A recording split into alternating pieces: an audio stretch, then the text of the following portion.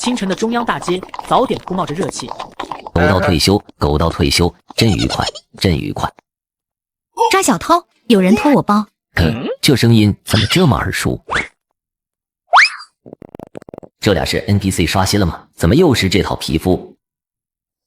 还有2站，再忍2站我就能回家补觉了。对不起，刹车太猛了。这小伙子说话自带鬼畜混音啊！没事，下次小心点。呀，我的钱包，我的全部身家，我的入职体检费，我的命根子啊！警察办案，麻烦各位配合一下。那个把爪子插裤腰里的家伙，举起手来，别逼我动手。我看见了，他刚才掏那姑娘兜了。死结巴闭嘴，信不信我削你？你削谁？信不信我把包浆5年的方向盘套削你脑袋上？谢谢你们，你们都是活雷锋。嘿，这不算啥，俺俩就是看不惯别人偷东西。这年头，秃头出租司机都这么暴躁且正义吗？马婷婷追着连帽衫小偷，吴建军叹了口气。难道这就是宿命的安排？马婷婷追着连帽衫小偷，小偷撞飞了一个美态的老太太，老太太和菜叶满天飞舞。抓小偷，我的包又被偷了。大爷，帮我看一下。吴建军把糖炒栗子扔给大爷，追了上去。小偷慌不择路，被吴建军堵在了死胡同。小偷掏出弹簧刀，手抖得像筛糠。别过来，我刀可是不长眼的。巧了，我专治不长眼的。吴建军一个滑铲，还没到小偷面前，小偷吓得自己左脚绊右脚，摔了个狗吃屎。吴建军一个泰山压顶，坐在小偷身上。服不服？还怕不怕？小偷脸埋在土里，挥动四肢，只能发出呜呜声。这时候，马婷婷气喘吁吁地跑来。警察同志，又是你，缘分啊！姑娘，咱这缘分是不是有点太深了？2天丢2次，你这体质不去当诱饵，真是浪费资源。我也不想啊，这包里有我妈的医保卡，要是丢了，下周的复查就麻烦了。警官，昨天太急了，都没问您名字。吴建军，刑侦支队的。刑侦支队，我叫马婷婷，过几天也要去刑侦支队报道。吴建军晴天霹雳，如遭雷击。啥？你要来我们队？老天爷，我只想安安静静苟到退休啊！昏暗的灯光下，6个男人围坐在一张破桌子旁，桌上放着一张商场地图和几个西游记面具。兄弟们，妈快不行了，医生说要50万换肾。几天前，张三穿着破旧的皮夹克，满脸胡茬，手里攥着化验单，站在医生面前。赵六手里的烟掉在地上。我骂他尿毒症晚期，换肾的话准备50万。50万，大夫能不能打0.1折？这里是医院，不是菜市场，没钱就回家吃好喝好，等着吧。50万，卖了我也凑不够啊！赵六蹲在地上，抱头痛哭。妈，儿子不孝啊！嘤。张三掏出一台诺基亚，拨通了那个名为老四的号码。张三吸着烟，手抖得像帕金森。妈出事了，尿毒症要换肾，让兄弟们都滚回来。知道了。张三踩灭烟头，眼神从绝望变成了疯狂。妈，就算把阎王爷的生死不撕了，我们也得把你救回来。强哥，咱们去卖肾给妈凑手术费吧。我有2个，都能卖。你那肾全是结石，卖给谁？做手串吗？咱们不卖肾，咱们去借。找谁借？高利贷。找他借。哈江百货金店全是黄金。三哥，那是抢劫啊，要坐牢的。怕什么？我以前是干盗墓的，这叫专业对口。只要咱们速度快，戴上面具，谁知道咱们是谁？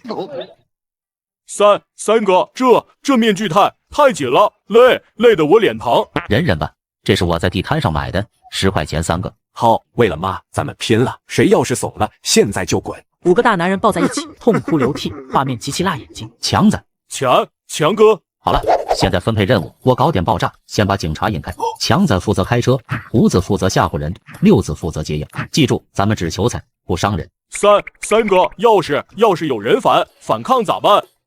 用这个刺他，把辣椒水灌进去。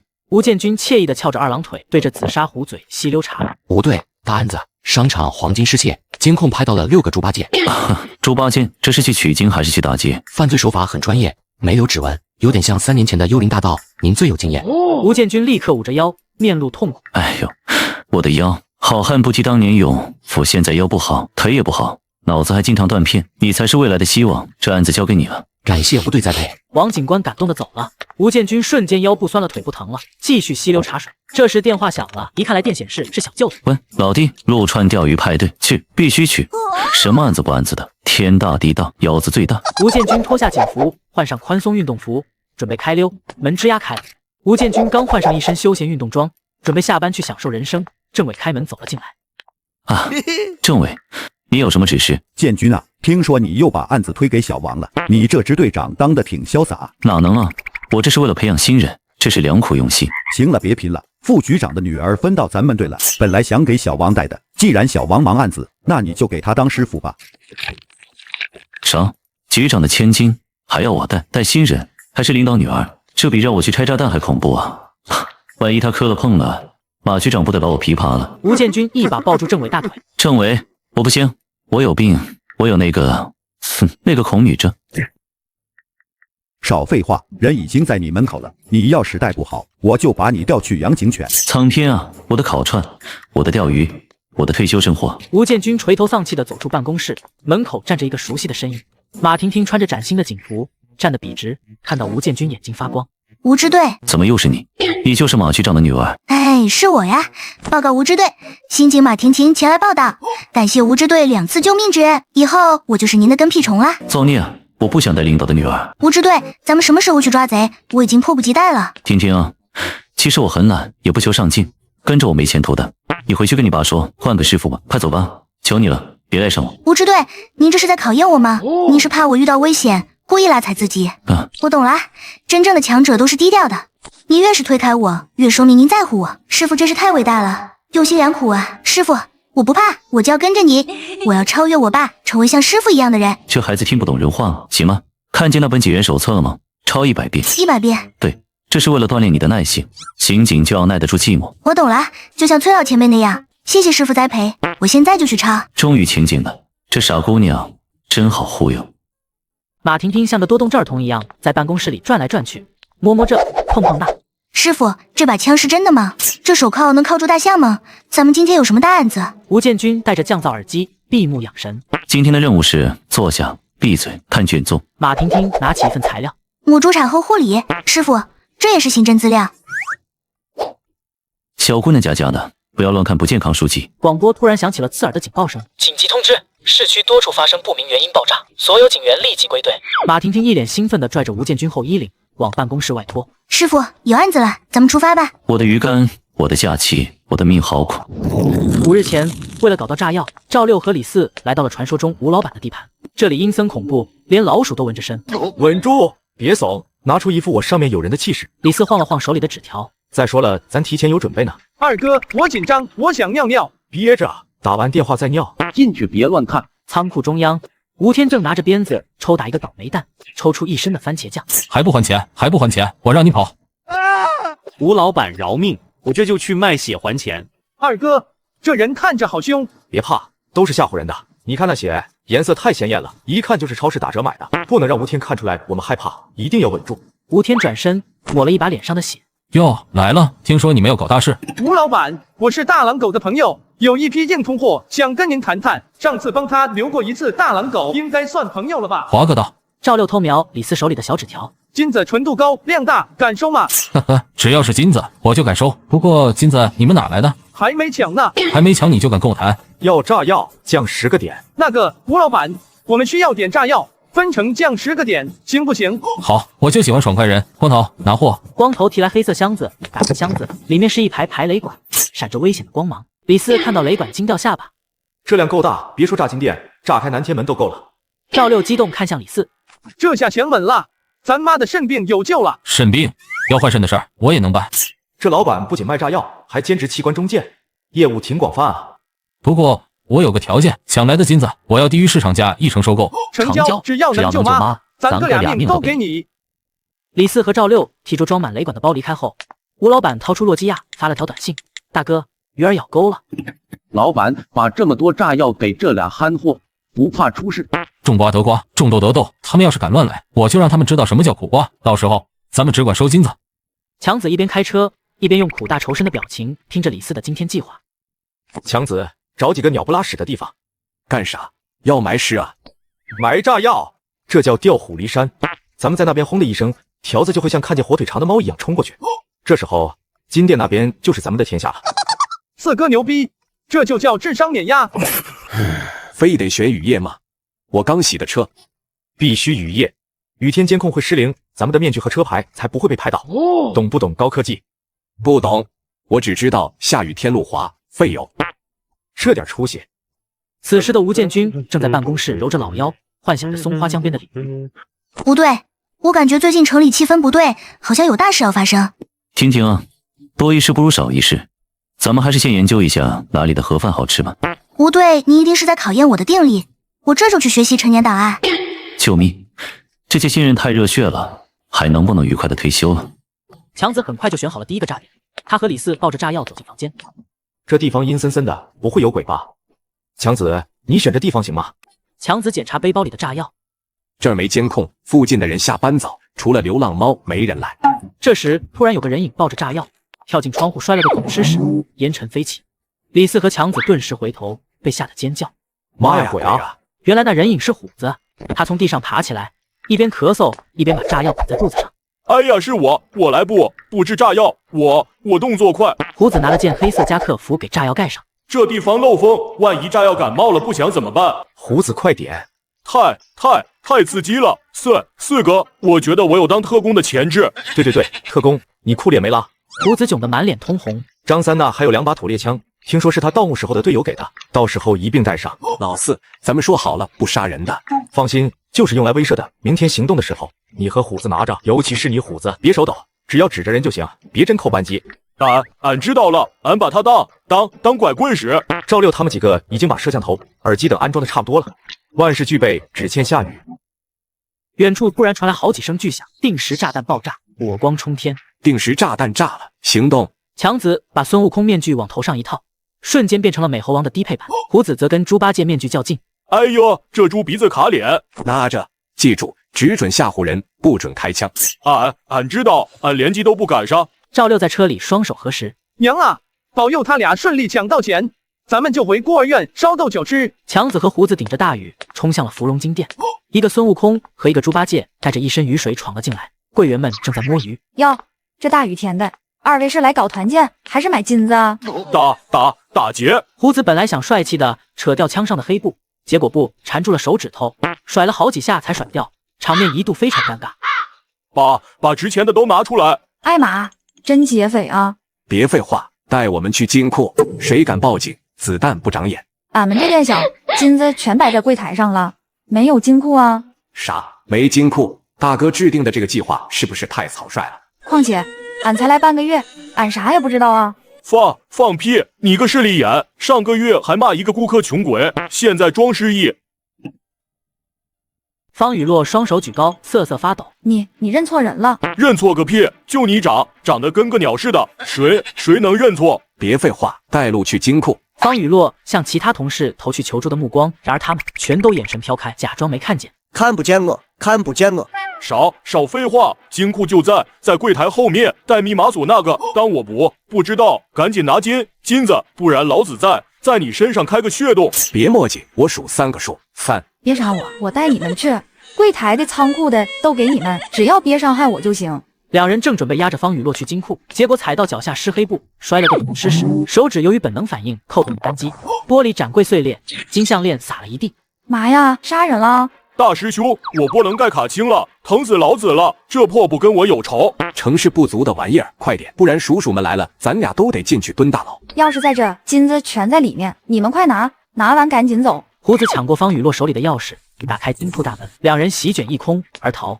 金店对面，司机赵六正急得满头大汗，听到枪响后，他当场吓尿。完了，怎么还开火了？这俩货不会在里面杀疯了吧？就在赵六准备弃车逃跑时，两道身影冲出雨幕，直接撞进车厢。赶紧走，绕过大路，别被巡逻的撞见。与此同时，佛系支队长吴建军正叼着没点着的烟，开着车去爆炸现场。他本该在小舅子家吃酱牛肉，却被这起爆炸案拉出来营业。师傅，这可是爆炸案的，太刺激了！我第一次出警就遇上这种大场面，我是不是天选之子？你是天选的招贼之子吧？听听啊，一会儿到了现场站我后边，别乱跑，安全第一，明白吗？明白。师傅，您一定是担心残留炸药伤到我，您这种舍己为人的精神，我一定好好学习。我只是想赶紧处理完回家钓鱼，这大小姐真特么错默认。到了现场，火光冲天，一个中年大哥穿着工地服冲了过来，手里还攥着几根烤串签子。警察同志，你们可算来了，吓死宝宝了！老哥，别激动，慢慢说。俺叫王大锤，刚才俺在那躲雨，寻思撸个串，结果看见个人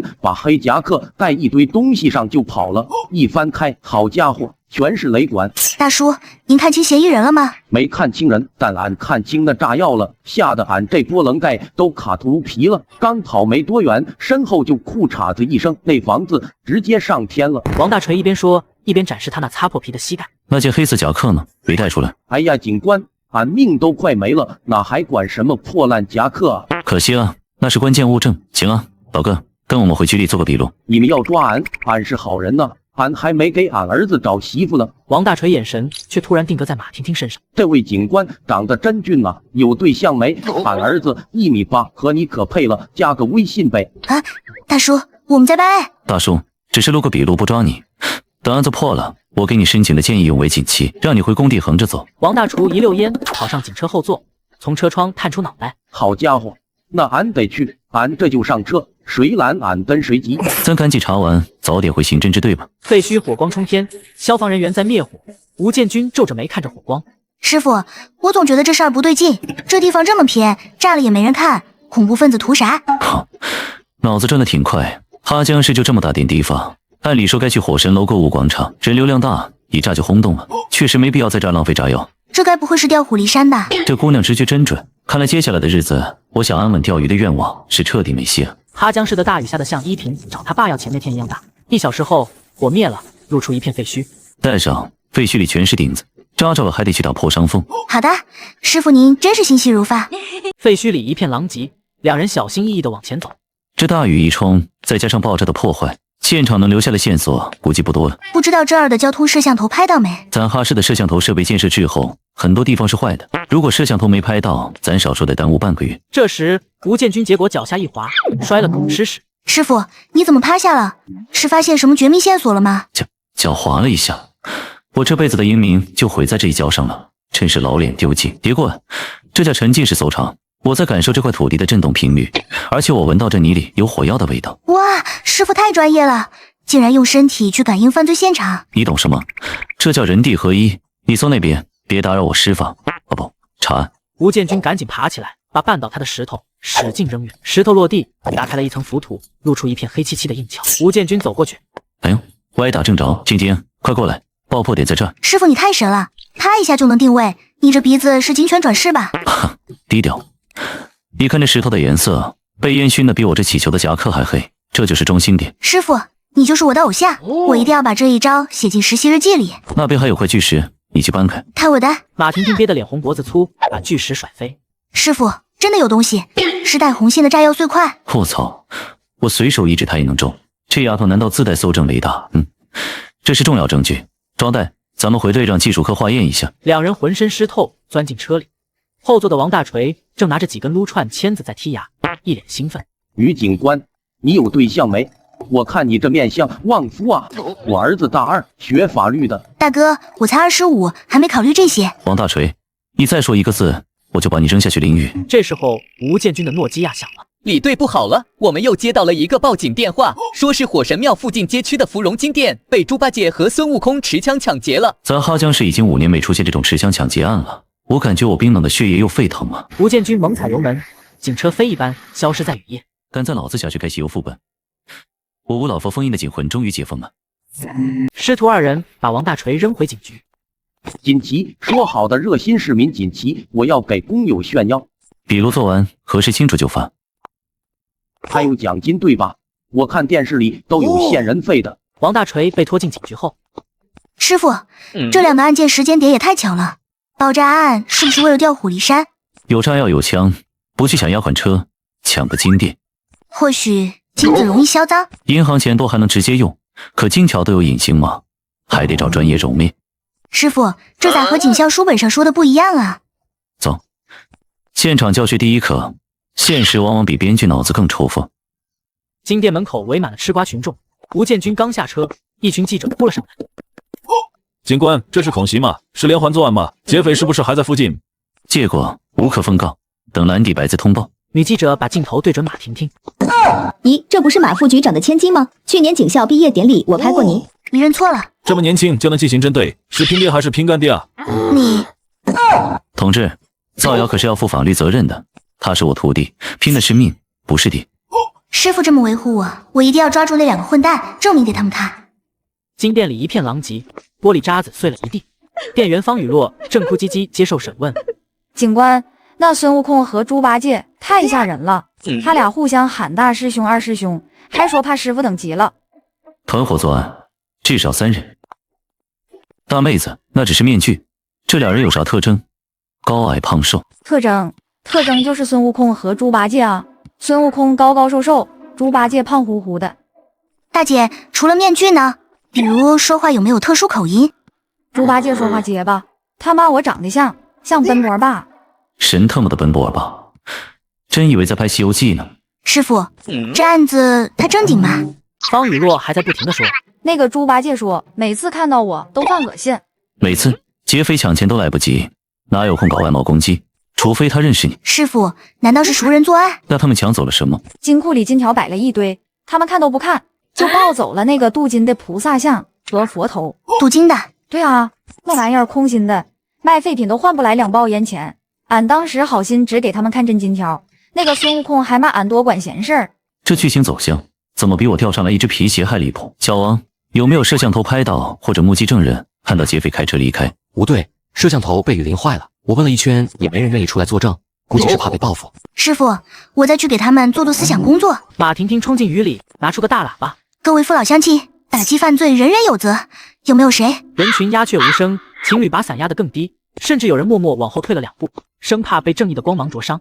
这孩子还是太年轻，大伙别担心，提供有效线索的不用去警局做笔录，不仅有锦旗，还会发奖金。有奖金？是的，上次抓小偷提供线索的大爷领了5万，这次是持枪大案，奖金只多不少。亲爱的，我好像突然恢复记忆了。哎呦，我这老花眼一下被奖金，不是被正义感治好了。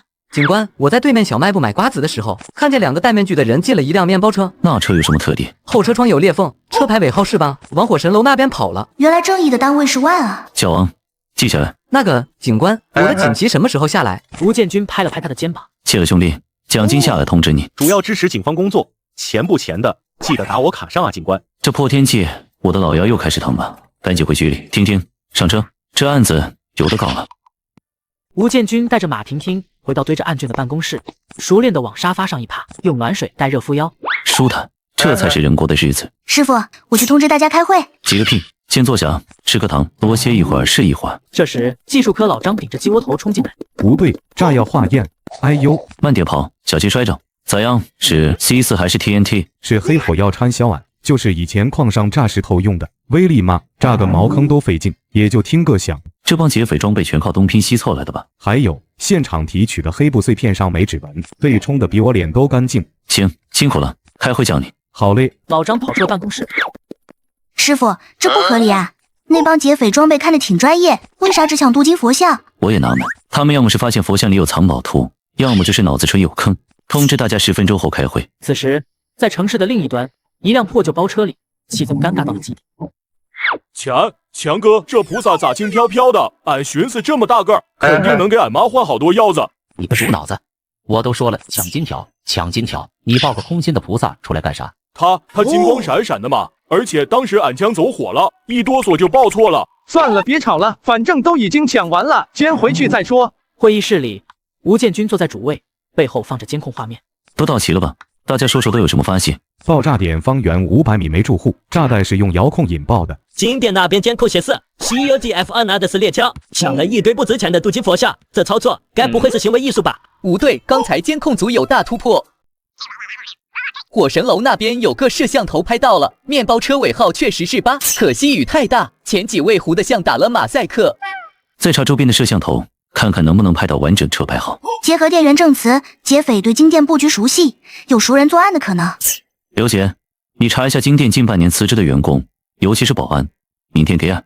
根据检测，金店黑布上的泥土成分跟东郊爆炸现场的一致。看来这就是同一伙人。先去郊区买炸药，把咱们引开，然后回市区抢金店，计划挺周密啊。王队，你再查一查炸药来源，这年头能搞到黑火药的，肯定跟矿上有关系。好嘞，挖第3次也得给他找到。行啊，3天内必须有突破性线索，不然咱都得挨批。散会。是。众人离开会议室，刚抢完金店的西游团 F3回到窝点。大家回来了，咋样？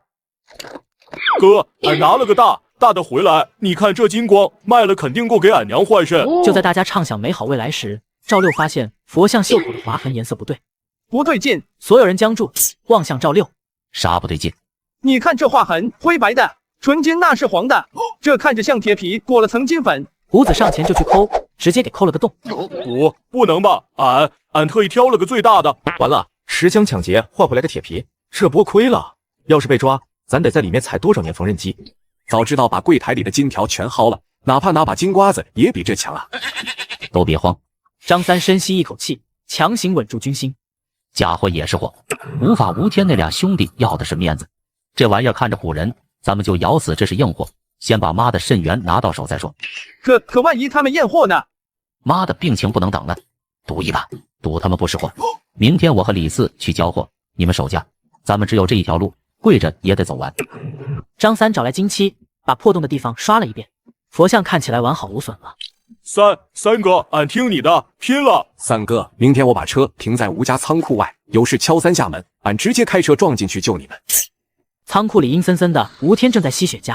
张兄弟，昨晚全城警笛为你们奏乐，牌面够大啊！吴天给他们派烟，李四吓得一哆嗦。尸源我已经找到了，只要你们的金子成色好，3天内就安排手术。吴老板，我们搞了个大祸。张三拉开背包，露出金光闪闪的佛像。我的乖乖，这体积够住个金马桶了。吴天连忙捧出佛像，手一滑，佛像掉在地上，衣角露出银色。快给我看看！吴天捡起佛像仔细看，那一抹银色格外刺眼。你俩玩我呢？费劲巴力抢个金店，就弄回来个镀金工艺品。吴老板，这佛像和金条都摆在金库里，我们看着挺真的呀。真个屁，这就是个摆设，我要的是纯金。那肾源的事，拿个破铁就要换肾，你当我是慈善机构啊？滚滚滚，没钱免谈。吴老板，这佛像到底能值多少？1200，还得我找人把上面那层金粉刮下来，费时费力。妈要的可是好几10万呢，这连妈半天住院费都不够。我们没钱，没钱可以赚啊！既然敢抢第1次，就敢抢第2次，再抢一次。这次专挑金条、金镯子那些好玩意儿拿，这风险太大了。我给你们提供情报，事成之后，世源双手奉上。想想你们妈，他可没时间等了。行，再干一票。上钩了，这种孝子牌永动机不用白不用。 KTV 里灯红酒绿，无法像个土皇帝一样瘫在沙发上，脖子上的金链子比狗链还粗。哥，那几个傻小子真信我有肾源了，现在比驴都好使。这群穷鬼为了个老太婆真敢拼命啊！我想着先用假肾源吊住，让他们给咱打白工，一直给咱们抢金子。玩火可以，别烧着自己。逼急了，这种光脚仔敢抱着你跳楼？放心哥，我有数，等这次金子到手，我就随便找个理由拖着。要是真能成，以后就把他们几个傻子收编了。张三和李四回到废弃小屋，和其他人碰面。大哥，钱呢？医院刚又催费了。吴老板发现的是镀金的了，妈的手术黄了。都怪你个憨货，非要爆大的。现在妈怎么办？别嚎了，吴天说只要搞到真金条，肾源还有戏。那咱们再抢一次。为了妈，别说金店、阎王殿的功德箱我都敢叫。这次直奔金条，地点选好了吗？老城区新源金店。那店老板是个老抠门，不装监控，保安是个60岁大爷。胡子，这次你别戴猪八戒面具了，换沙僧的，另一个戴唐僧，咱们还是取经组合，但是换个皮肤，警察不容易联想到上次。那是不是给挑个担子？你挑个锤子，你是去抢劫，不是去漫展。那我再去找吴老板要点炸药和工具，上次用完了。我这就去老城区踩点，争取把每条巷子都记下来，方便逃跑。俺也去，俺小时候在那里捡过废品，门清啊。行，大家分头行动了。熬了一个通宵的吴建军一手扶腰，正接着妻子王秀兰的电话。老吴啊，你说你都快退休的人了，那么拼老命干啥呀？我那是为了人命，人民币没了，怎么买钓鱼装备？师傅，今天案有线索了，要不要全程搜捕？我让你抄了解元手册呢，关于无证据不乱猜那节，抄完了吗？啊，为了案子，我通宵思考，忘了写了。思考？你思考出啥了？这次没抢到钱，我觉得劫匪肯定还会作案，这是罪犯心理学。有可能。老张，鉴证科那边结果咋样？不对，炸药是土法自制的，纯度低的感人。劫匪是把鞭炮拆了凑的吗？监控全军覆没，8个摄像头7个坏，最后一个车牌号还被数字挡得严严实实的。金店老板为了省钱，前任保安都没签合同，那个辞职的胡子没身份证、没照片、没联系方式，彻底查无此人。让我累累，炸药没源头，佛像不值钱，监控是瞎子，嫌疑人是空气，这案子是不是想把我送走？就在吴建军一筹莫展的时候，几个大孝子来到医院看望母亲。电视机新闻联播：金店劫匪戴猪八戒面具。六子，新闻里说金店被抢，你强子哥袖口那黑灰是炸药吧？啊，是吗？妈，您打听这干啥？昨天李四看都不敢看我眼睛，裤子裤腿全是湿的，你们是不是干傻事了？真没有，那黑灰是强子哥去烧烤摊帮忙蹭的。把他们都叫来，现在。5分钟后，6个彪形大汉在病床前排站，一个个低着头。说实话，是不是你们干的？要是胆走歪路，我现在就拔管子。妈，你想哪去了？俺们哪有那胆子？对呀，妈，俺最胆小了，看见杀鸡都晕。妈，俺们天天在工地搬砖，累得跟狗一样，哪有力气抢劫？昨天那是工地的你，真没骗我，真没。俺们要是骗您，就让强子这辈子开出租，永远堵车。为什么每次读事都拿我祭天？行，妈信你们，妈就是怕你们为了给我治病，把自己毁了。咱穷要穷的硬气，记住了。记住了，妈。王素琴沉沉睡去，6人蹑脚退出。几兄弟来到医院门口小吃摊坐下，众悍匪长出一口气，后背全是冷汗。吓死宝宝了！这比抢金店还紧张。为了妈，这谎还得接着撒。刚才妈拉我手的时候，我差点就招了。别招了妈能气死。等妈病好了，咱们再去自首。对，踩缝纫机总比让妈担惊受怕强。就是不知道监狱伙食有没有妈做的味道。都多吃点，吃饱了才有力气。我想吃妈做的红烧肉了。几位帅哥，要加辣椒不？加，往死里加。这几个大小伙子怎么吃着吃着还哭上了？另一边，吴建军正对着一张白纸画图，试图从一团乱麻中理出头绪。这左手一个炸药包，右手一本《西游记》，这毫无线索的，特么是破案还是猜灯谜？马婷婷拿着一沓档案和本子，蹑手蹑脚地走进来。马婷婷突然把本子甩桌子上。师傅，警员手册100遍，请检阅。你走路能带点声吗？吓得我前列腺一紧。我怕打扰你思考，所以……吴建军随手一翻，前面字迹娟秀，后面变得苍劲有力，一看就是2个人的笔记。马婷婷，后面这狂草是谁写的？那是我爸帮我抄的，他说你不会怪我的。马副局长，呵呵，马局长的字果然有风骨。去找王队问问那辆破面包车查的咋样了，别光问结果，要细节。保证完成任务。这小祖宗终于知走了。就在这时，马副局长的秘书小周走了进来。吴队，马局请您过去一趟。完了，肯定是这丫头告状了。行，这就去。苍天啊，我只想快点退休去钓鱼，为什么要给我这种地狱级难度的剧本？吴建军怀着上刑场的心情走进了马副局长的办公室。小吴啊，最近那个《西游记》结案，压力不小吧？报告马局，压力就是动力，我们正在努力破获黄金大劫案。说起婷婷这丫头，从小被我惯坏了，你该骂就骂，该罚就罚，不用给我面子。你放心，我一定把她培养成刑侦骨干。对了，小吴，考你个基本功，警员准则第121条是什么？121条，那个恪尽职守。你这个刑侦支队长，准则还没我闺女熟，这样你陪婷婷一起进步，准则抄10遍，3天后交给我。马局，我都50了，腰椎间盘比我的记忆力还突出。50正当壮年嘛，放心，不耽误办案。遵命。吴建军垂头丧气地回到办公室，抄起警员手册。师傅，您怎么也体验生活？为师要以身作则。红星厂排除了，上午我去查了一下，干净的令人发指。那就剩最后一家。吴建军看着资料，那就剩最后一家了，昌盛硫磺厂。那家在西洼村，偏得很，据说是个前砖窑改的，路子也……马婷婷，走去看看。师傅要出外勤，带上笔记本和录音笔，跟我走。师傅，咱们查啥啊？查资质，查现金交易。这种厂子明面账本比教科书还规范，但保险柜里肯定藏着第2本账。那他们会承认吗？当然不会。到了那少说话，多看脸色。这种小作坊，账本可能是假的，但表情骗不了人。是，师傅。此时的昌盛厂办公室内，厂长刘慧涛怀里搂着个妖艳女子。宝贝，只要这敌后出手，爱马仕给你买1打。刘总，正常渠道卖给化工厂25吨，王老板私单5吨，现金交易。另外，道上的吴法、吴天兄弟要5吨，说是炸鱼用。炖硫磺炸鱼，他俩是想把东海龙王炸出来涮火锅吧？桌上的电话铃声大作，吓得刘慧涛手里的雪茄差点烫了裤裆。刘总，不好了，警察来了，就在门口。快，把账本藏起来，那个黑底本子快锁保险柜。刘总别慌，正常账是平的，只要您咬死没卖给别人就行。没错，我是良心企业家。吴建军带着徒弟来到了仅剩的嫌疑地昌盛硫磺厂。警官，我是厂长刘慧涛，不知几位大驾光临，有失远迎。例行消防检查，最近炸药原料失窃案频发，我们来重点单位看看。看他额头冒汗，眼神飘忽，这人心里绝对有鬼。您看，营业执照、环保批文、完税证明都有，我们连员工社保都足额缴纳，绝对正规。这账做的比红星厂还漂亮，有没有卖给个人？我们只卖给正规大厂，那些小作坊给再多钱我们也不卖。我们是遵纪守法的良心企业。带我们去厂房看看。刘慧涛偷偷给秘书陈默发消息：你去跟车间打招呼啊！谁敢乱说话，老子扣不光他工资。刘慧涛带着吴建军、马婷婷来到车间，工人们正在干活。师傅，除了化工厂，还有人领薪来买货吗？阿爸，师傅，他在装哑巴。刚才我还听见他问午饭吃啥。那你知道吗？别问俺，厂长不让说。啊，不是，俺啥也不知道。师傅，你看那个车间主任眼神不对，一定是提前威胁工人了。吴建军发现，在原料堆下面藏着几个没有任何标识的小编织袋。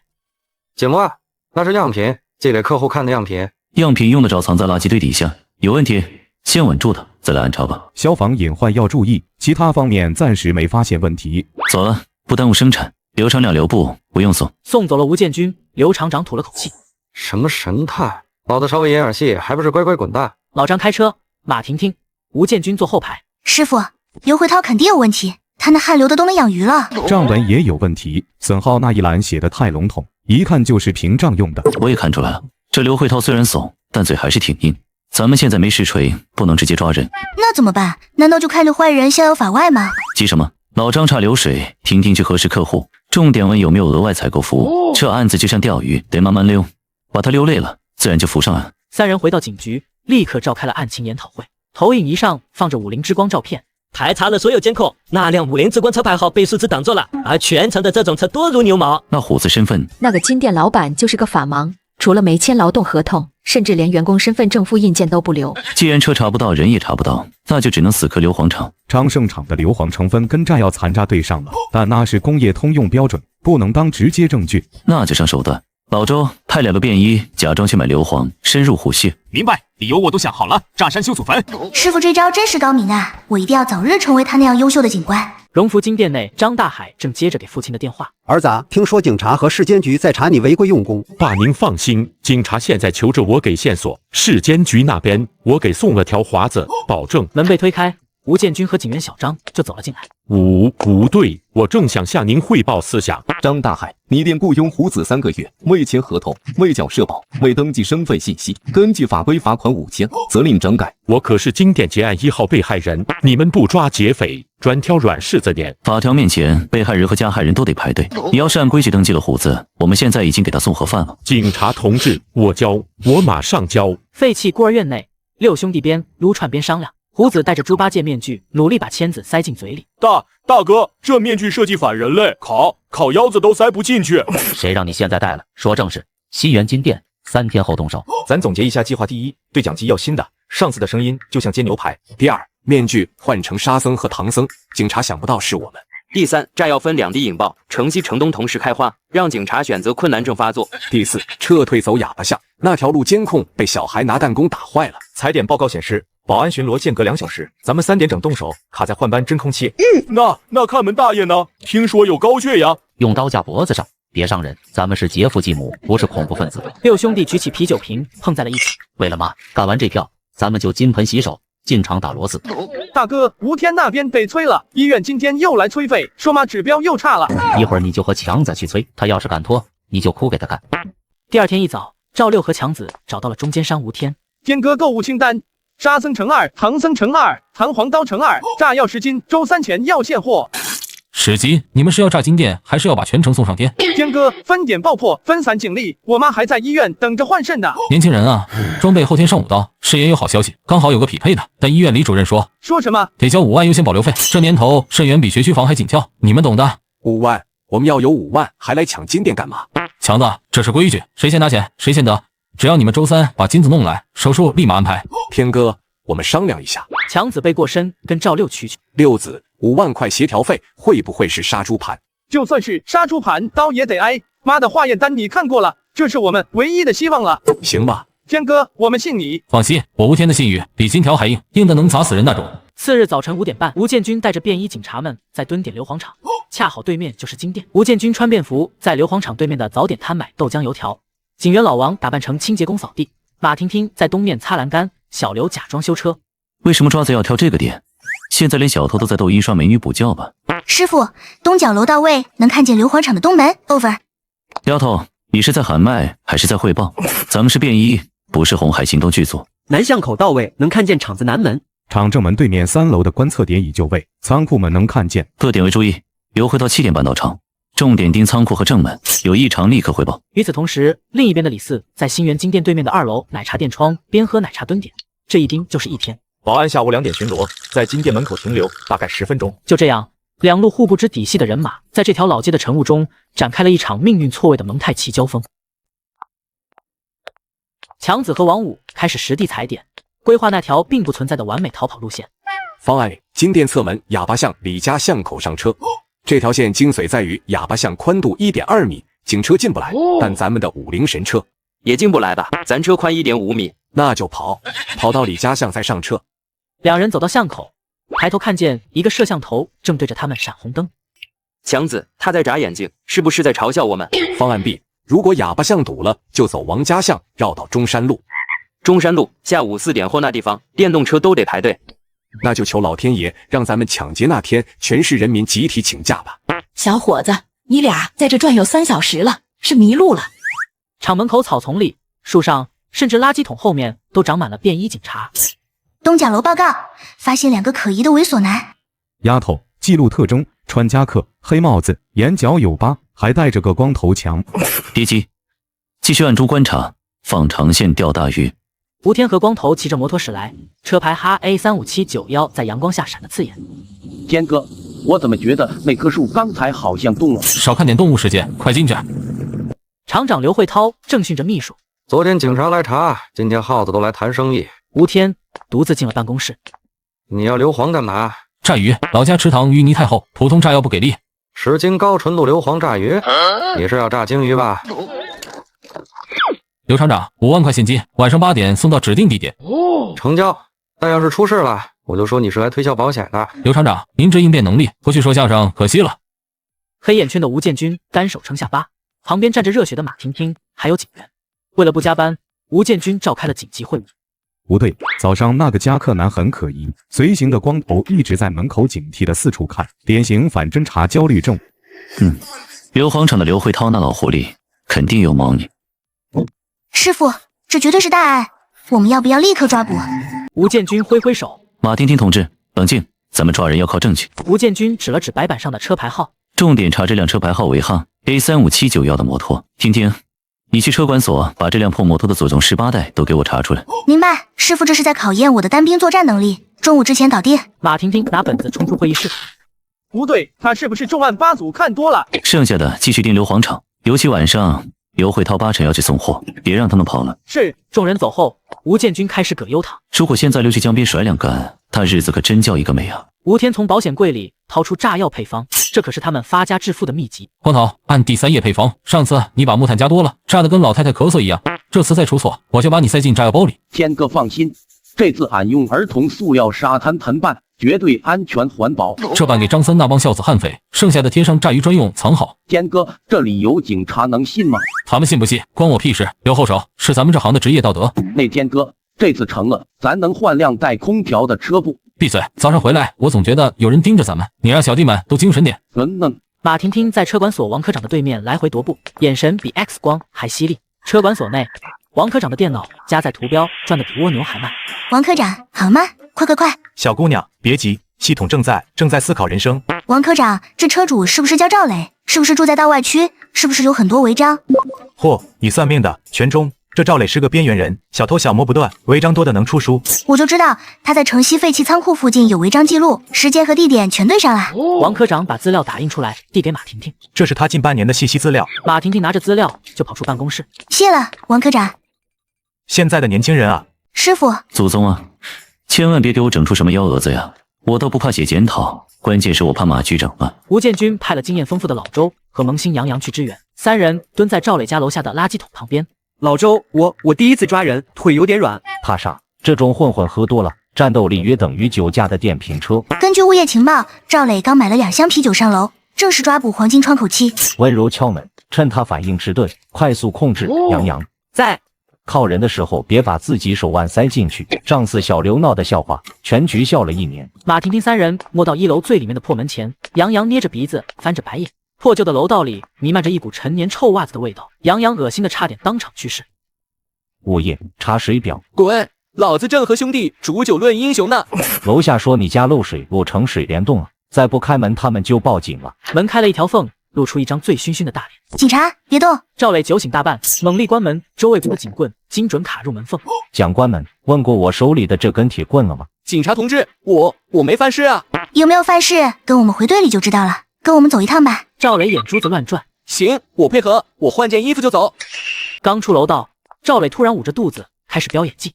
警官，事易如山崩，前面废品站有个旱厕，让我去给地球施肥吧。废品站那四通八达的，这货绝对在憋坏水。憋着，回局里拉。赵磊剑技被识破，突然一个野蛮冲撞，顶开杨洋，朝废品站狂奔。我就知道这孙子要跑，追！站住！再跑我报警了。不对，我就是警察。赵磊在前面跑，三人在后边追。杨洋，包抄左边，停，跟我走右边，别让他钻进下水道。赵磊慌不择路，一头扎进了一条死胡同。没路了，既然跑不掉，那就拼了。赵磊转身抄起生锈铁皮桶扔向老周，老周丝滑躲过。我操，不讲武德！周哥小心，他捡了个扳手。赵磊冲上去和老周扭打在一起。杨洋想偷袭，结果被赵磊锤飞。哦，我的胃，早饭要吐出来了。赵磊摆脱了2个男人，冲过去把马婷婷头发揪住，另一手挥舞着扳手。让开，不然我给这漂亮脸蛋开个酒窝。好，你放了他，我们就让你走。杨洋突然飞扑过去，抱住赵磊大腿，不准欺负马姐。赵磊一愣神，周卫国趁机冲上去，一警棍打在赵磊手上，扳手直接甩飞。你们玩阴的！马婷婷顺势逃出，捡起地上砖头扔向赵磊膝盖。单车老娘头发！哦，我的膝盖骨！老周扑上去，死死压住赵磊。别动，再动把你裤子扒了。停，上铐子。马婷婷动作麻利的给赵磊铐上了银手镯。来了，看我这就把你锁死！你们这群条子，我不服，我要见律师！见你个大头鬼！你有权保持沉默，但你刚才袭警的样子真的很靓仔，够你多蹲几年了。吴建军带着支援队伍赶到，看到狼狈的几人，都不许动。看，这就完了。马婷婷看到吴建军，顿时哭唧唧。师傅，你怎么才来啊？再晚点你就看不到你可爱的徒弟了。车堵路上了。不对，小马今天表现可以，挨揪头发没哭，反击时砖头扔得挺准。周哥、杨哥，你们没事吧？没事，小伤而已。你们3个英雄赶紧去医院包扎一下，别耽误我回去调啊，不，回去审讯。几个警员把像死狗一样的赵磊架走。这就是刑警的日常吗？感觉还挺爽的。审讯室里，赵磊正缩在审讯椅上，抖得厉害。吴建军坐在主审位置上看着卷宗，马婷婷记笔记。赵磊，你看到我们跑什么呀？我一紧张就爱跑步。吴建军打开执法记录仪，里面传出巷子追捕的打斗过程。这叫紧张？慌了还知道扯着女警头发当人质，你这本能挺专业啊。我错了，我以为你们是抓偷电瓶的。你这叫袭警，起步3年，从重处罚。3年？别啊，警官我忏悔，我上有80老，哦我孤儿，里面太苦了，我不想进去进修啊。不想进去，那就说说那辆哈 A3579摩托车啊，那辆破车那是我的，我去年就丢了。那今天早上骑着这辆车去硫磺厂交易的人是谁？地狱男爵吗？真丢了。去年3月，我急着去红浪漫旅店找乐子，然后车没锁就没了。去年买车前后，你有没有跟谁闹过矛盾？丢车前几天，我去吃面，碰见个看场子的龙哥。龙哥？对，脸上有刀疤，看着特凶。他说我车不错，想借去骑骑，我没敢借，怕肉包子打狗，后来车就丢了。刀疤脸，看场子，想借车就有点意思。行，后面你想起什么新线索，记得主动汇报。警官，我一定戴罪立功。周卫国胸口缠着纱布，杨洋肚子上绷带绑个蝴蝶结，两人匆匆忙忙赶回来的。15分钟后，专案组紧急会议，线索理一下。现在的重点是这个龙哥。师傅，我觉得这个龙哥肯定跟刘华案、金店案都有关。不对，老陈面馆我熟啊，就在团结街，龙哥肯定在那露过头。那我带人去查 KTV 和监控。老周，废品债老李交给你，你这身重伤装能行吗？经商不下火线，为了破案，我还能再吐2两去。别，血库最近紧张。马婷婷，是不是让我伪装成失足少女潜入游戏厅？我练过格斗。你的任务是：第一，去派出所调赵磊去年丢车报案记录；第二，走访红浪漫旅店和倒闭的车行，看有没有人见过那个刀疤脸龙哥。啊，跑腿员，这叫基础排查，万一那龙哥还在附近晃悠呢？明白了，我一定用我的亲和力撬开群众的嘴。好。很好，非常有精神，大家分头行动，注意安全。你这招罪犯体质我是怕了，这几徒弟太难带了。周卫国和小王穿着便装，手提蛇皮袋，浑身脏兮兮的来到废品站。周哥，这造型行吗？非常完美。看到那个拆电扇的老头吗？那就是老李，外号废品站巴菲特。两人走过去，放下蛇皮袋。老板，收破烂不？账好的废铁，还有些塑料瓶，给个高价呗。废铁1块，瓶子1毛，自己称。老板，这些都是小钱。我朋友手里有几个电瓶，听说你这给价高。老李一机灵，手里的老虎钳差点打脚面上。谁胡说八道？我不收电瓶，那是违法的。你们走。老李，既然不收，那你抖什么？警察，咱聊聊吧。妈呀！老李把风扇一扔，转身就跑，撞进小王早已张开的双臂。哎呦，警察打人了！少废话，别想跑，跟我们回局里喝喝茶。审讯室里，老李坐在铁椅子上，哭得鼻涕一把泪一把。警察同志，我冤枉，我就是贪小便宜收了几个电瓶，我真没干别的坏事。他没干别的，赵磊都招了。现在问你，除了赵磊，还有谁卖给你电瓶？有没有见过一辆尾灯坏了的太子摩托？真没有，赵磊那小子每次来都是走路，我就没见过什么摩托车。我要是撒谎，天打五雷轰。那脸上有刀疤龙哥呢？见过没？龙哥，我这就认识收破烂的强哥，真不认识什么龙哥。吴建军看着老李那副怂样，知道这老头没撒谎，难道线索在这儿又要断了？行啊，先把收赃的事交代清楚。小王，带下去，把账本送去技术科。傍晚，旧货市场的摊贩们陆陆续续的收摊，杨洋吃掉最后一个包子，拍拍手，指着王强二手车行里的男人，看见没？那个就是销赃的王强，大家叫他王二麻子。赵磊说王强有销赃的交易记录，说不定账本就在那里面，我绕后去翻翻看。我先和他搭话，缠住他。小李，动手利落点，一会儿你要去堵后路，别给他跑了。杨洋大摇大摆走过去，伸手拍了拍一辆破摩托。老板，这车是参加过叙利亚战争吗？造型挺战损风啊。懂不懂货？这是复古风，3200不讲价。3200，这价钱够买辆能动的电瓶车了。你这车轱辘都瓢了吧？爱买不买，不买滚蛋。小李短信发来，杨哥，账本到手。警察，王强，咱们聊聊你这复古风摩托车的来路。王强脸色一变，转身想往后面溜，结果一头撞进了堵在后面的小李怀里。强哥，去哪啊？生意还没谈完呢。小李一把锁住王强，放开我，我谋犯法，你们凭什么抓我？杨洋赶来给王强戴上银镯子。是刑侦支队的，没有证据，我们能抓你吗？完了，账本上记住收赃卖赃的所有记录，还有跟道上的人的往来，这下全完了。小李和2个同事顶着黑眼圈，桌上堆满了速溶咖啡空袋子，面前是2本破破烂烂的账本。怎么样？是不是啥也没查出来？没查出来就散了吧。不对，您真是料事如神。这老李记账只写缩写，王强只记价格，交易人都没有写，跟密码本似的。哼，既然这样，我们回。师傅，我明天一早就去派出所调卷宗，我不信那个龙哥能飞天遁地。婷婷啊，人要学会相信玄学，比如嫌疑人可能真的蒸发了。不对，您曾教导我们案无大小，民无小事。我们决定连夜把所有缩写列出来，明天一个个排查，哪怕只追回一个电瓶，也能点亮群众回家的路。你们这些年轻人是不是听不懂赖话？我只想早点回去睡觉。第二天一大早，马婷婷背着双肩包杀到了派出所。市局刑侦支队马婷婷，我要查赵磊摩托车失窃案。那个马警官，这案子是我刚入职办的，可能也许大概有点乱。现场照片呢？走访笔录呢？这就一张接警单。照片好像丢了，监控好像坏了。我不生气，我是来破案的，不是来吃人的。后巷臭气熏天，马婷婷捂着鼻子在垃圾堆里寻找历史的尘埃。这时，一位推3轮车的大爷路过。姑娘，找啥呢？这堆里最值钱的就是我昨天丢的假牙。大爷，您见过一辆黑色太子摩托吗？尾灯坏掉的那种。太子摩托见过啊，停巷子好几天，后来没了。有没有见过什么可疑的人？人没注意，但这附近有个收二手车的车行，查车可以去那。那车行老板以前总跟个刀疤脸喝酒。刀疤，龙哥，我这吸反派体质终于要找到你了。摩托车行门口贴着转租广告，旁边有个修鞋的大爷在修鞋。顺着线索，马婷婷来到了已经倒闭的摩托车行。师傅，打听个事儿，这车行老板去年3月卖过一辆太子摩托车吗？没印象。那车行以前是不是有个刀疤脸常来？对，左脸一刀疤，看着挺凶，总跟老板嘀嘀咕咕。后来车行关门，那刀疤脸也不见了。师傅，我查到了，龙哥出现过。哦，挺好，注意安全。与此同时，另一路人马正在金地 KTV 进行友好交流。张经理，别装傻，那个去年在你这看场子的龙哥人去哪了？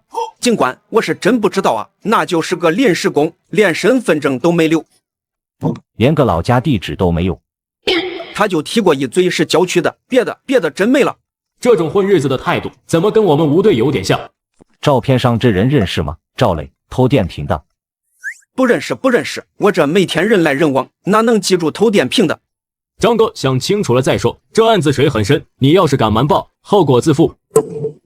警官真没了。周卫国见问不出什么，掏出一张名片拍在桌上。讲起来什么，随时打电话，这可是给你机会立功赎罪。懂，一定配合。杨洋和马婷婷相约在面馆见面。我只查到龙哥确实出现过，不过好久没露面了。看来线索似乎是断了。你们找龙哥啊？那小子我熟啊。老陈，你认得龙哥？他以前常来吃面，嫌房租贵，跟我吐槽说要搬去城西废弃砖厂那边的平房。具体位置呢？过了石桥，门口有棵老槐树，旁边有个修自行车的。这不就是直接报身份证号了吗？吴建军走进面馆。你们查的怎么样？师傅，我们在面馆找到龙哥住处了，在城西废弃砖厂附近。信息科那边也查到，龙哥去年4月在城西平房区淮安巷有居住登记，全对上了。师傅，我们现在就去抓人吧。行吧，一会儿都给我精神点，注意隐蔽。陈老板，麻烦你一会儿带个路。这么刺激的事怎么能少了我？吴队虽然嘴上嫌弃，但关键时刻还是靠谱的。本来想去钓鱼的，现在只能去钓龙了。赶紧抓完，赶紧收工，我的老腰啊！众人来到淮安巷，大树旁的一排平房中有个自行车修车店。师傅，这里就是淮安巷。根据我的直觉，龙哥肯定就在这儿。停啊！直觉这种东西不如我的老韩腰准。一会儿你们走正门，我带人截断后路。陈老板，龙哥家在哪？杨同志，前面那个老槐树下面就是。师傅，我们要不要直接突击？急什么？年轻人就是沉不住气。先听听里面的动静。陈老板，为了你的安全，你先回去吧。几个黑影悄悄咪咪来到门外偷听。屋里，龙哥正兴致勃勃地和小弟喝酒吹牛逼。跟你们说，等风头一过，去了广东，咱们就是风一样的男子，骑上摩托抢了就跑，警察连我的尾气都吃不着。龙哥牛逼，那咱们什么时候去？等我把这瓶酒喝完。咱们现在这破地方攒够路费，到时候一人一辆太子摩托，做大做强，再创辉煌。龙哥，万一被抓咋办？抓？老子手里这把匕首是吃素了，谁敢抓我，我就让他知道花儿为什么这样红。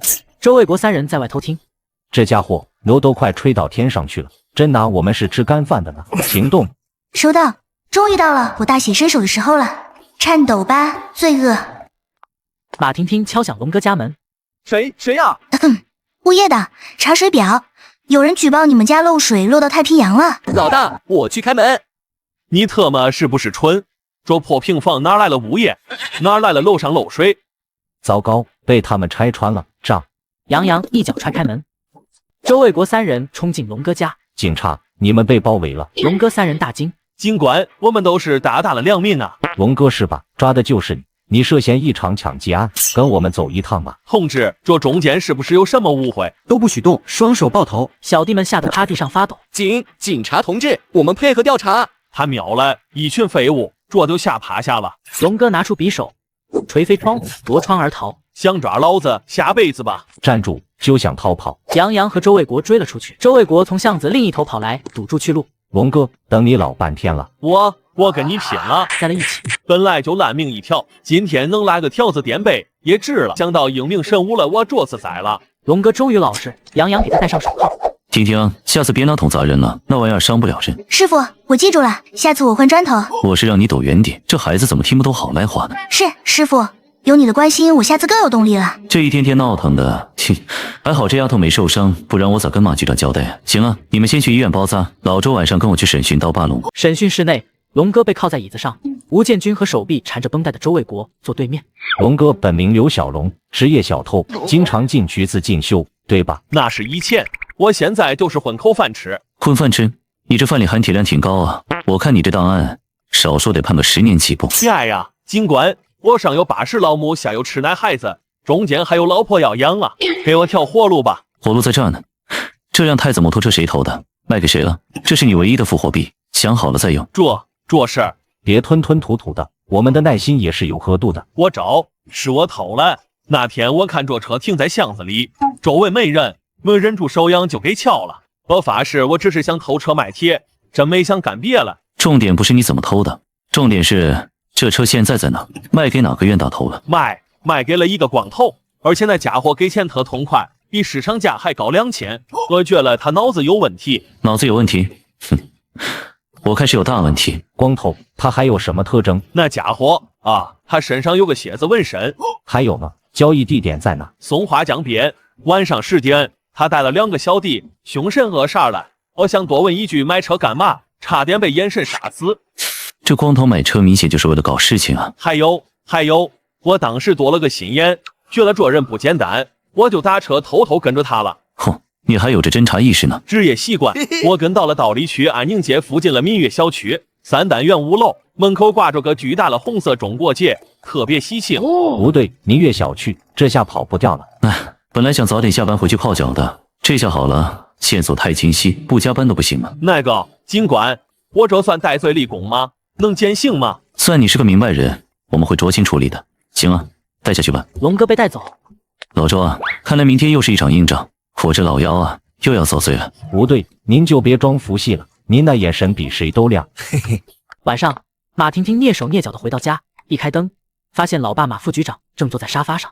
爸还没睡呢。过来坐。这手怎么回事？啊，就不小心摔了一跤，没事，皮外伤。皮外伤？我看你是脑子有伤。马副局长一边给他擦药，一边黑脸。我看过卷宗了，那个龙哥手里拿着匕首，你一个女孩子冲那么快干什么？你是想当烈士还是想当超人？哎呦，爸轻点，我那是为了抓嫌疑人嘛，当时情况紧急。紧急个屁！警察办案靠的是脑子，不是靠你这身板去硬刚。你看看你吴叔，人家那是老油条，不对，老经验，人家冲在前面了吗？师傅，那是腰不好。还顶嘴！我告诉你，明天去排查那个光头，你给我老老实实跟在后面。要是再让我知道你逞能，我就把你调去管户籍。管户籍？那我的神探梦岂不是碎了一地？保证完成任务，绝不逞能。我就是师傅身后的小尾巴。此时，我们的佛系支队长吴建军正瘫在沙发上，沙发前的茶几上摆着妻子做的饭菜。起来，红烧肉热了3遍了，再热就成焦炭了。别吵，腰疼。今天为了抓那个龙哥，老腰都要断了。吴建军起身吃饭。你天天喊腰疼，隔壁老张天天按时下班，工资还比你高。儿子家长会你一次没去过，上次儿子想要游戏机你嫌贵，你看看你混的。哎呀，这不是为了设小家保大家吗？等破了这个案子，我一定带你们去松花江边看我钓鱼。滚去洗碗。这时候马副局长的电话打来了。马局，这么晚有指示？建军啊，婷婷这孩子倔，随我，以后危险的事儿别让他上，多让他干点填表倒水的活儿。太好了，我早就想把这尊大神供起来了。你放心，我一定把他当吉祥物啊，不，重点保护对象供着，绝不让他掉一根头发。次日上午，吴建军召集大家开紧急会议。小李，你那边查的咋样？吴队，排查有结果了。屏幕上弹出光头的照片，右胳膊上纹着一只蝎子。没错，就是这户。张强，外号光头，现住明乐小区3单元5楼，有盗窃前科。昨天骑着那辆该死的太子摩托回去了。吴队，下令吧，直接冲进去，把他摁在被窝里。小杨，别冲动，明乐小区是老小区，没电梯，且地形复杂，我们还是听吴队的安排。周卫国带人堵正门，我去后门守株待兔。婷婷，你在外围负责啊，负责疏散群众和记录归档，保证完成任务。虽然不能冲锋，但我会在精神上支持大家。小祖宗，只要你别添乱，我就谢天谢地了。下午，张强正准备去洗澡，突然门被敲响了。张哥在家吗？谁呀？那么大嗓门叫魂呢？我是楼下小卖部的，你昨晚订的那个充气啊，不，订的烟到了。烟老子什么时候定烟了？光头透过猫眼往外看，全是生面孔，他瞬间警觉，右手摸向旁边的棍子。你们找错人了，我不抽烟。突然门被踹飞，光头被震得倒退几步，周卫国冲了进来，举起手来，警察。光头转身就跑，踩到地上的香皂，摔到墙上。等我拿到卧室里的刀。哎呀！杨洋上前按住他。哟呵，这么主动被捕的还是头一回啊！疼！你们凭什么抓我？我是个良民。你这蝎子纹身洗都洗不掉，还良民？完了，把笔扣了。几分钟后，光头被押下楼。兄弟们，干得漂亮！收队，我要回去补觉。就在交接的一瞬间，光头看见了站在旁边的马婷婷。这女的瘦得跟豆芽菜似的，肯定好欺负。此时不跑，更待何时？光头突然爆发，撞开接手的小王，冲向马婷婷。滚开，小妞过来吧！师傅救我！马婷婷被撞了个趔趄，慌乱间扯掉了光头的上衣。救命啊！啊！光头瞬间变成了半裸狂奔男，赤着上身在街上狂奔。臭娘们，你毁我清白！卧槽，敢动我的人！光头撞开围观群众，让开，都给我让开！大爷大妈们被这个半裸手铐男吓坏了。抓流氓啊！这人没穿衣服。哎呀，我的鸡蛋！杨洋和吴建军在后面狂追。各单位注意，嫌疑人裸奔啊不，半裸奔向早市，封锁路口，别让他跑了。光头眼看前面有交警堵截，后面有追兵，急红了眼。他举起旁边的长条凳，谁敢过来，我就砸死谁。杨洋追太急，没刹住车，被长条凳腿扫中膝盖，当场跪地。这哪是嫌犯呀？这是少林寺出来的吧？师傅，这家伙好凶，怎么办？婷婷，别正面刚，绕后。看我的打狗棒法！马婷婷一竿子扫过光头的腿，光头旋转扑街。哎呦，死丫头，你不讲武德！吴建军趁机扑上去，一屁股坐在光头背上。妈的，老虎不发威，你当我是汤姆猫啊？再动一下试试。马婷婷冲过来，一屁股坐在光头的腿上。师傅，我来帮你按腿。哎，你俩能不能下来？喘不过气了。不能。吴建军一板砖敲光头脑袋上。消停点吧。好多星星。光头在昏迷前思绪飘到昨天夜里，光头和吴天骑着摩托来到废弃仓库玩。天哥，这地儿阴森森的，真适合干坏事啊！少废话，把箱子藏旁边草丛里，里边的5万块钱货款等验完货再给。两人下了车，光头藏好箱子回来。放心吧，那50斤硝酸铵和柴油我都配好了，只要加上今天的硫磺，威力嘎嘎大，金店肯定炸得飞起。天哥还是这么高冷，不愧是干大事的人。光头掏出块布铺地上。老大，卖家要后半夜才来呢，你先睡会，到了我叫你。干得不错。吴天正在睡觉，一辆面包车开来，正好把吴天卡车下。吴先生在吗？刘厂长叫我们来的。你把我卡车下了。对不起，车灯坏了，没看见，马上倒车。光头跑过来。老大，我上个厕所的功夫，你就有新纹身了。别让外人看了笑话，回头再找你算账。吴老板，货到了，钱呢？不急，先验货。这里面是10斤硫磺，纯度99%，随便验。吴天凑近嗅了嗅。货不错，光头给钱。光头从草丛拿出箱子，双方一手交钱，一手交货。这下好像要开场了。卖家提着箱子开车离开。走，光头，回家搓炸药去。伴随着刺耳的警笛声，光头猛地睁眼，发现自己喜提银手镯。请啊！完了，我昨晚通宵搓的那50个炸药筒子，那是能送我上西天的单程票啊！嘿嘿，水给我水。哥们，一会儿到了局里，别想少划账。吴老大教过我，只要咬死那就是炸鱼用的火药，就判不了我。对，我是个热爱捕鱼的环保主义者。与此同时，老基地办公室，吴天坐在椅子上抽烟。怎么眼皮一直跳，左眼跳财，右眼跳财，妈的，2只眼都在跳，是什么鬼？小弟阿浩撞开了门。天哥，大事不好，光头哥折了。啊，你说啥？光头被抓了？一大早警察把光头家门都拆了，直接架走的。我看那架势不像查水表啊。完了，那批炸药还在仓库里，要是光头那软骨头招了，警察顺藤摸瓜，咱们都得去缝纫机进修班。我还小，不想蹲大牢啊，老大。快叫上人，带上家伙，去宏远仓库抢救炸药。天哥，带啥家伙？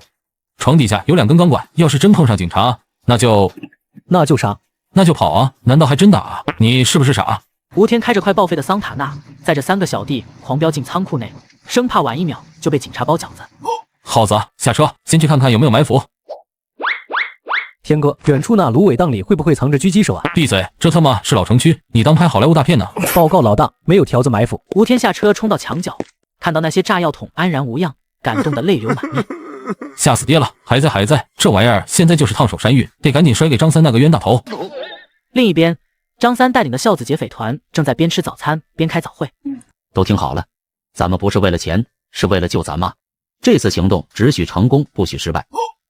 大哥，这面具憋得慌，我能不能换个孙悟空的？闭嘴，吃你的油条吧！上次开车的时候你就在耳边哔，弄得我都开错道了。根据计算，2点和4点是日常巡逻空窗期，只要咱们动作快，警察连我们的尾气都吃不到。就在这时，赵六的手机响了，来电显示吴天。喂，天哥你好，炸药。好个屁，出事了，光头被条子抓了，你们赶紧滚过来拿炸药，晚1分钟咱们全得玩完。光头被抓了，那你承诺的肾源呢？肾源我有数，先把炸药弄走，不然大家都得进牢里捡肥皂。开车太招摇，直接走路来，快！兄弟们，别吃了，光头被抓了，计划有变。那我的卤蛋，别管卤蛋了。李四、王五跟我去搬炸药，其他人盯着金店，为了咱妈拼了。20分钟后，张三带着人火急火燎地赶到仓库。你们守乌龟的这么慢？少废话，东西呢？都在那边，赶紧搬走！我是不敢留这玩意儿了。记住了，光头要是没招供，这炸药就是用来炸鱼的。这就是能救咱妈命的东西。三哥，这味太冲了，跟臭鸡蛋拌柴油似的。别嫌臭，这可是威力加强版。行了，拿了东西赶紧滚！张三等人背着炸药匆匆离开。吴天给刘慧涛打电话：“刘大老板，你赶快接电话啊！”此时的 KTV 包厢里群魔乱舞，刘慧涛搂着美女跑调狂吼：“妹妹，你坐船头啊，哥哥我岸上走，恩恩爱爱，牵绳荡悠悠。”刘总，您这嗓子真是一绝。这时，刘慧涛的手机响，他掏出来一看是吴天，直接挂断。晦气，这吴天跟催命鬼似的。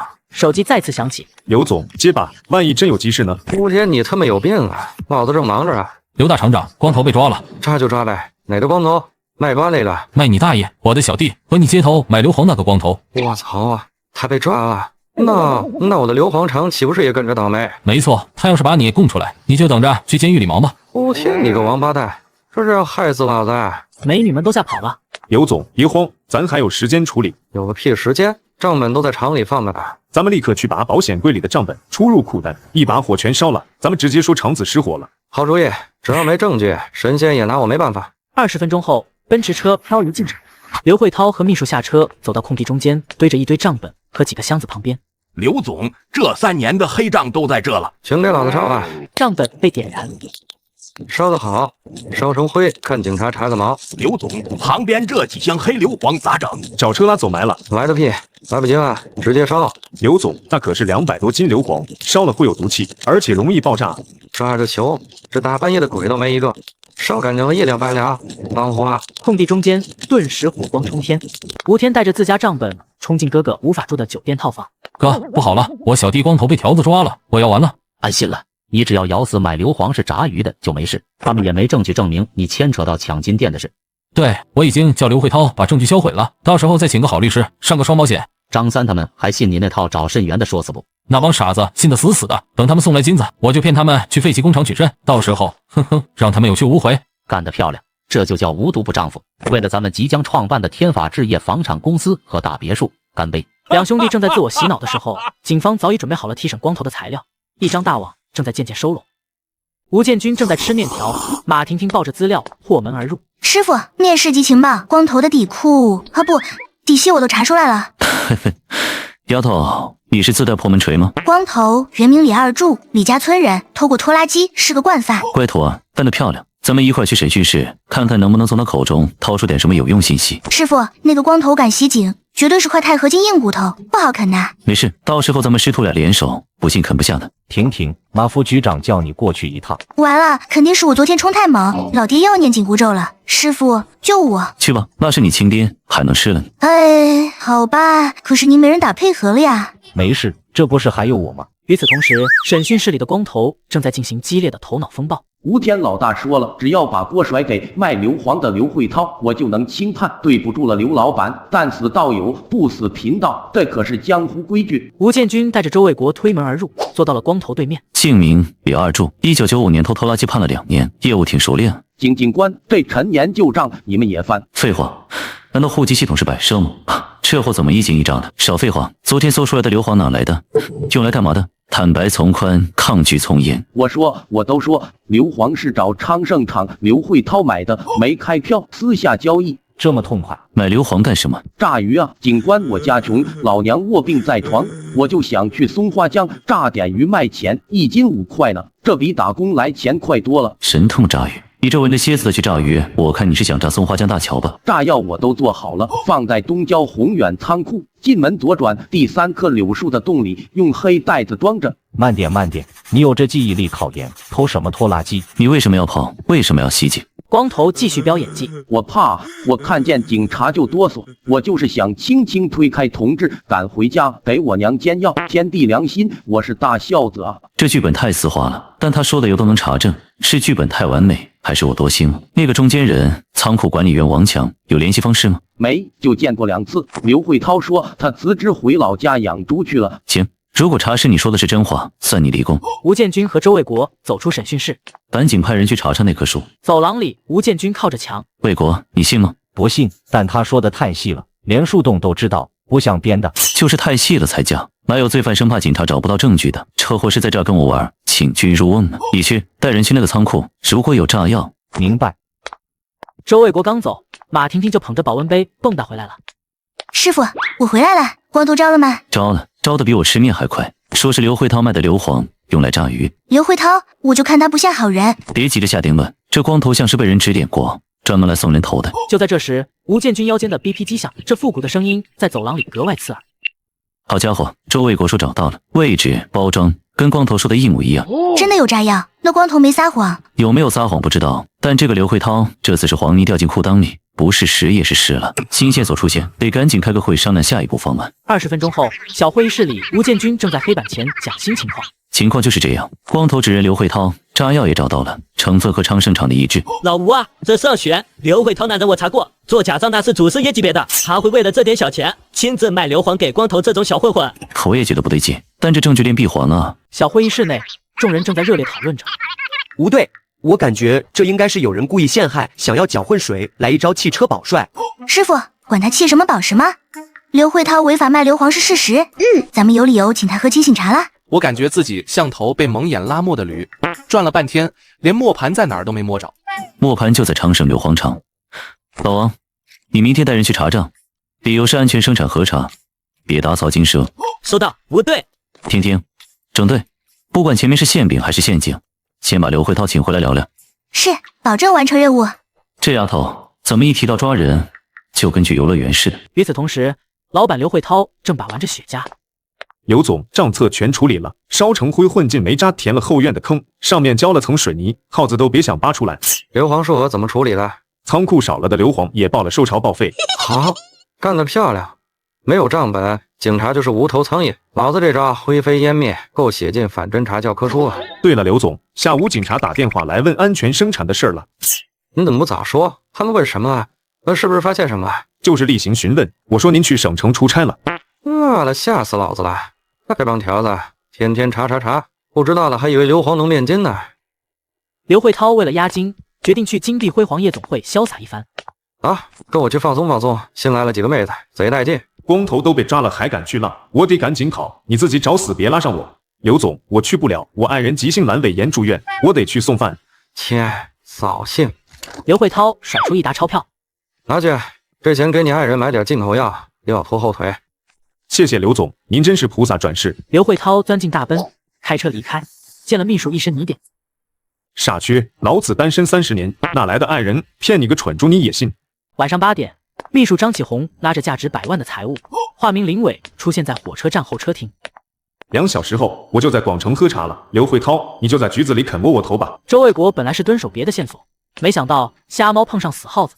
那林相似的不是刘慧涛的秘书吗？这相似股的吓坏了双胞胎，一看就是要逃跑，得赶紧通知吴队。吴建军正在研究地图，马婷婷在整理文件，他手机突然疯狂震动。火车站，刘慧涛秘书要跑，我去。年终奖啊不，年终大案送上门了。婷婷，跟我走，有惊喜啊！师傅，啥惊喜？发奖金了？发个屁奖金！抓人！硫磺厂的秘书要跑。哇，要出外勤！小郑备车，5分钟内全员集合，给我开出飞机的速度，去火车站。是，吴队。吴建军又给火车站王主任打去电话。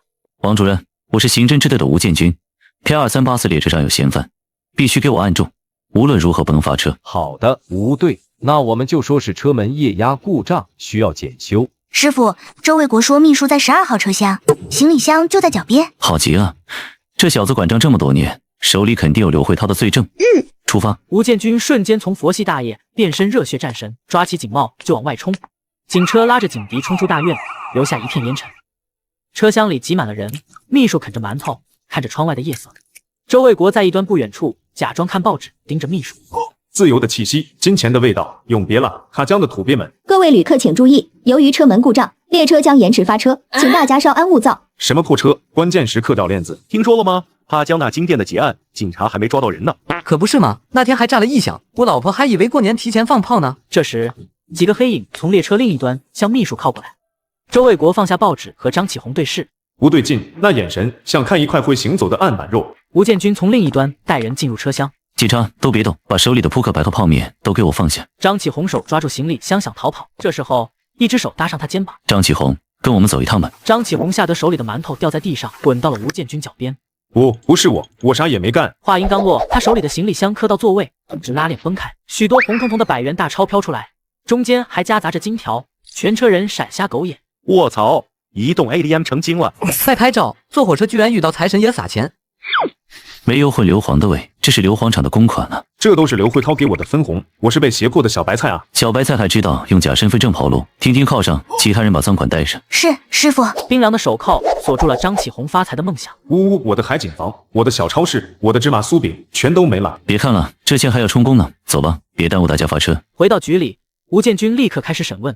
张启宏捧着搪瓷缸子，瑟瑟发抖。姓名、年龄、职业，快点说，别墨迹。张启宏，38岁，秘书兼会计。这箱子钱哪来的？这是刘慧涛偷税漏税，逼着我做阴阳账的封口费，这些我都记着呢。你化名林伟的假身份证哪来的？找朋友办的。还有呢，比如卖炸药原材料，这个想清楚再说，这可是大罪。我说，17年开始他就卖硫磺给个戴个黑色鸭舌帽的男人，没走手续，钱都进他私人口袋了。师傅，这小子全招了，刘慧涛死定了，咱们是不是可以直接去抓人，把那个厂子翻得底朝天？急什么？现在抓他死不承认咋办？说是张启宏诬陷他咋办？咱们要的是铁证。吴建军捕捉到张启宏提起刘慧涛时眼里的恨意。张启宏，你恨刘慧涛吗？说实话。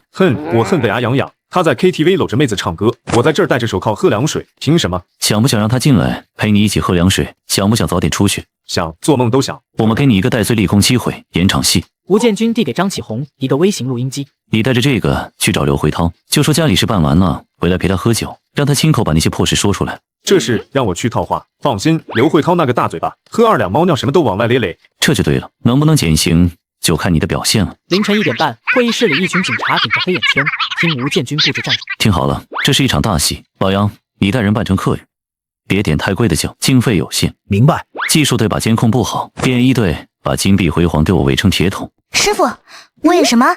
失足少女还是醉酒富婆？你扮成张启宏的表妹，在门口负责，要表哥你喝多了，演技自然点，别把我的鱼吓跑嘛。好吧，那我能不能戴着假发，紫色的那种？全场震惊吸气。妥，你认真的吗？凌晨2点15分，帝王阁包厢霓虹乱闪，刘慧涛正在 KTV 搂着个女人在唱歌。我不做大哥好多年。刘慧涛手机响起，屏幕显示是秘书。烦死，半夜3更的，还让不让我快活？不对，这节骨眼上，该不会是条子？刘慧涛接起电话。刘总，我心里发毛睡不着，想找您喝2杯，顺便说说厂里那些东西的处理情况。来了，我在帝王阁包下。刘慧涛豪气的掏出一沓钱甩给包房公主。宝贝儿，你先回宿舍，明天带你去金店，项链随便挑。谢谢老板，老板比原唱唱的好听多了。包房公主笑嘻嘻走了。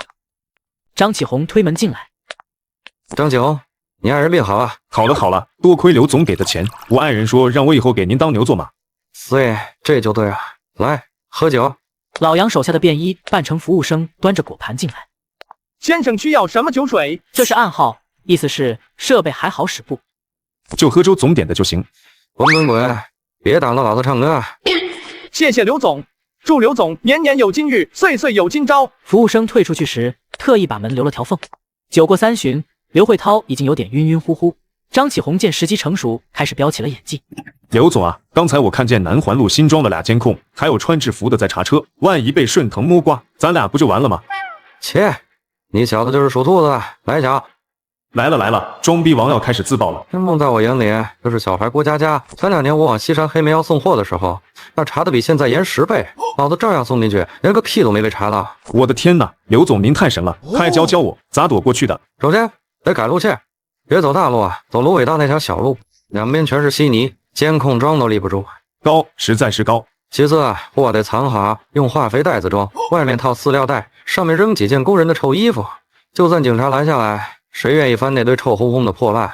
录下来了，全录下来了。你个傻 X 继续说。张启宏继续套刘慧涛的话。刘总，其实监管局打电话问硫磺库存了，还说要突击检查。我按您教的说了，可感觉他们没信啊。什么？你怎么不早放屁？我这不是怕扫你雅兴吗？雅兴个屁！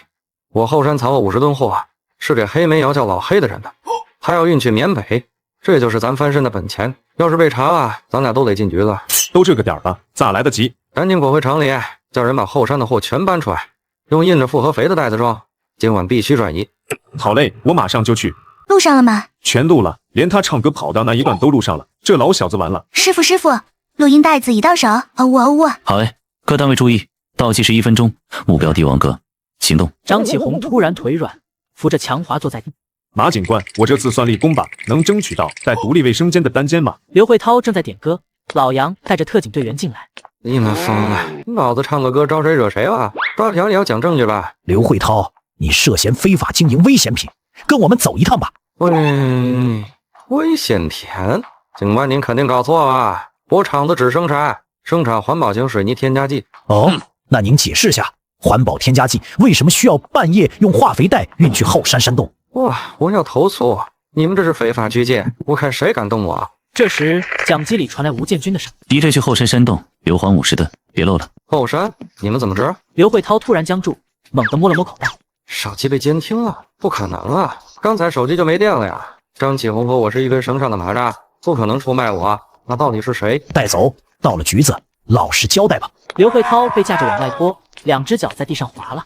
刘慧涛，坦白从宽，我给你3分钟，你自己说。我说啥？我冤枉了，我比窦娥还冤了。吴建军拿出录音器，按下播放键。前2年我往城郊砖窑送货，避开监控，用化肥袋子装。铁一般的证据接二连三砸在刘慧涛脸上。不可能！张启宏他敢赖我？怎么样，能好好说吗？张启宏啊，你个王八蛋，老子对你不薄啊！我给你发工资，你给我送银镯子。行了，别好了，省点力气踩缝纫机吧。完了，全完了！吴建军拿着大喇叭喊：“一组队友单控制后山的黑硫磺，冲啊！为了正义！”特警们从后山的山洞往外一带搬硫磺。刘慧涛穿着球衣，缩在角落，一个狱友拿着香皂走向他。哟，新来的，犯啥事了？我是这儿的老大，以后我罩着你。你不要过来啊！另一个监视里，光头蹲在地上画圈圈。刘慧涛要是把天哥供出来，那天哥还得进去。天哥进去了，那结金计划还能搞吗？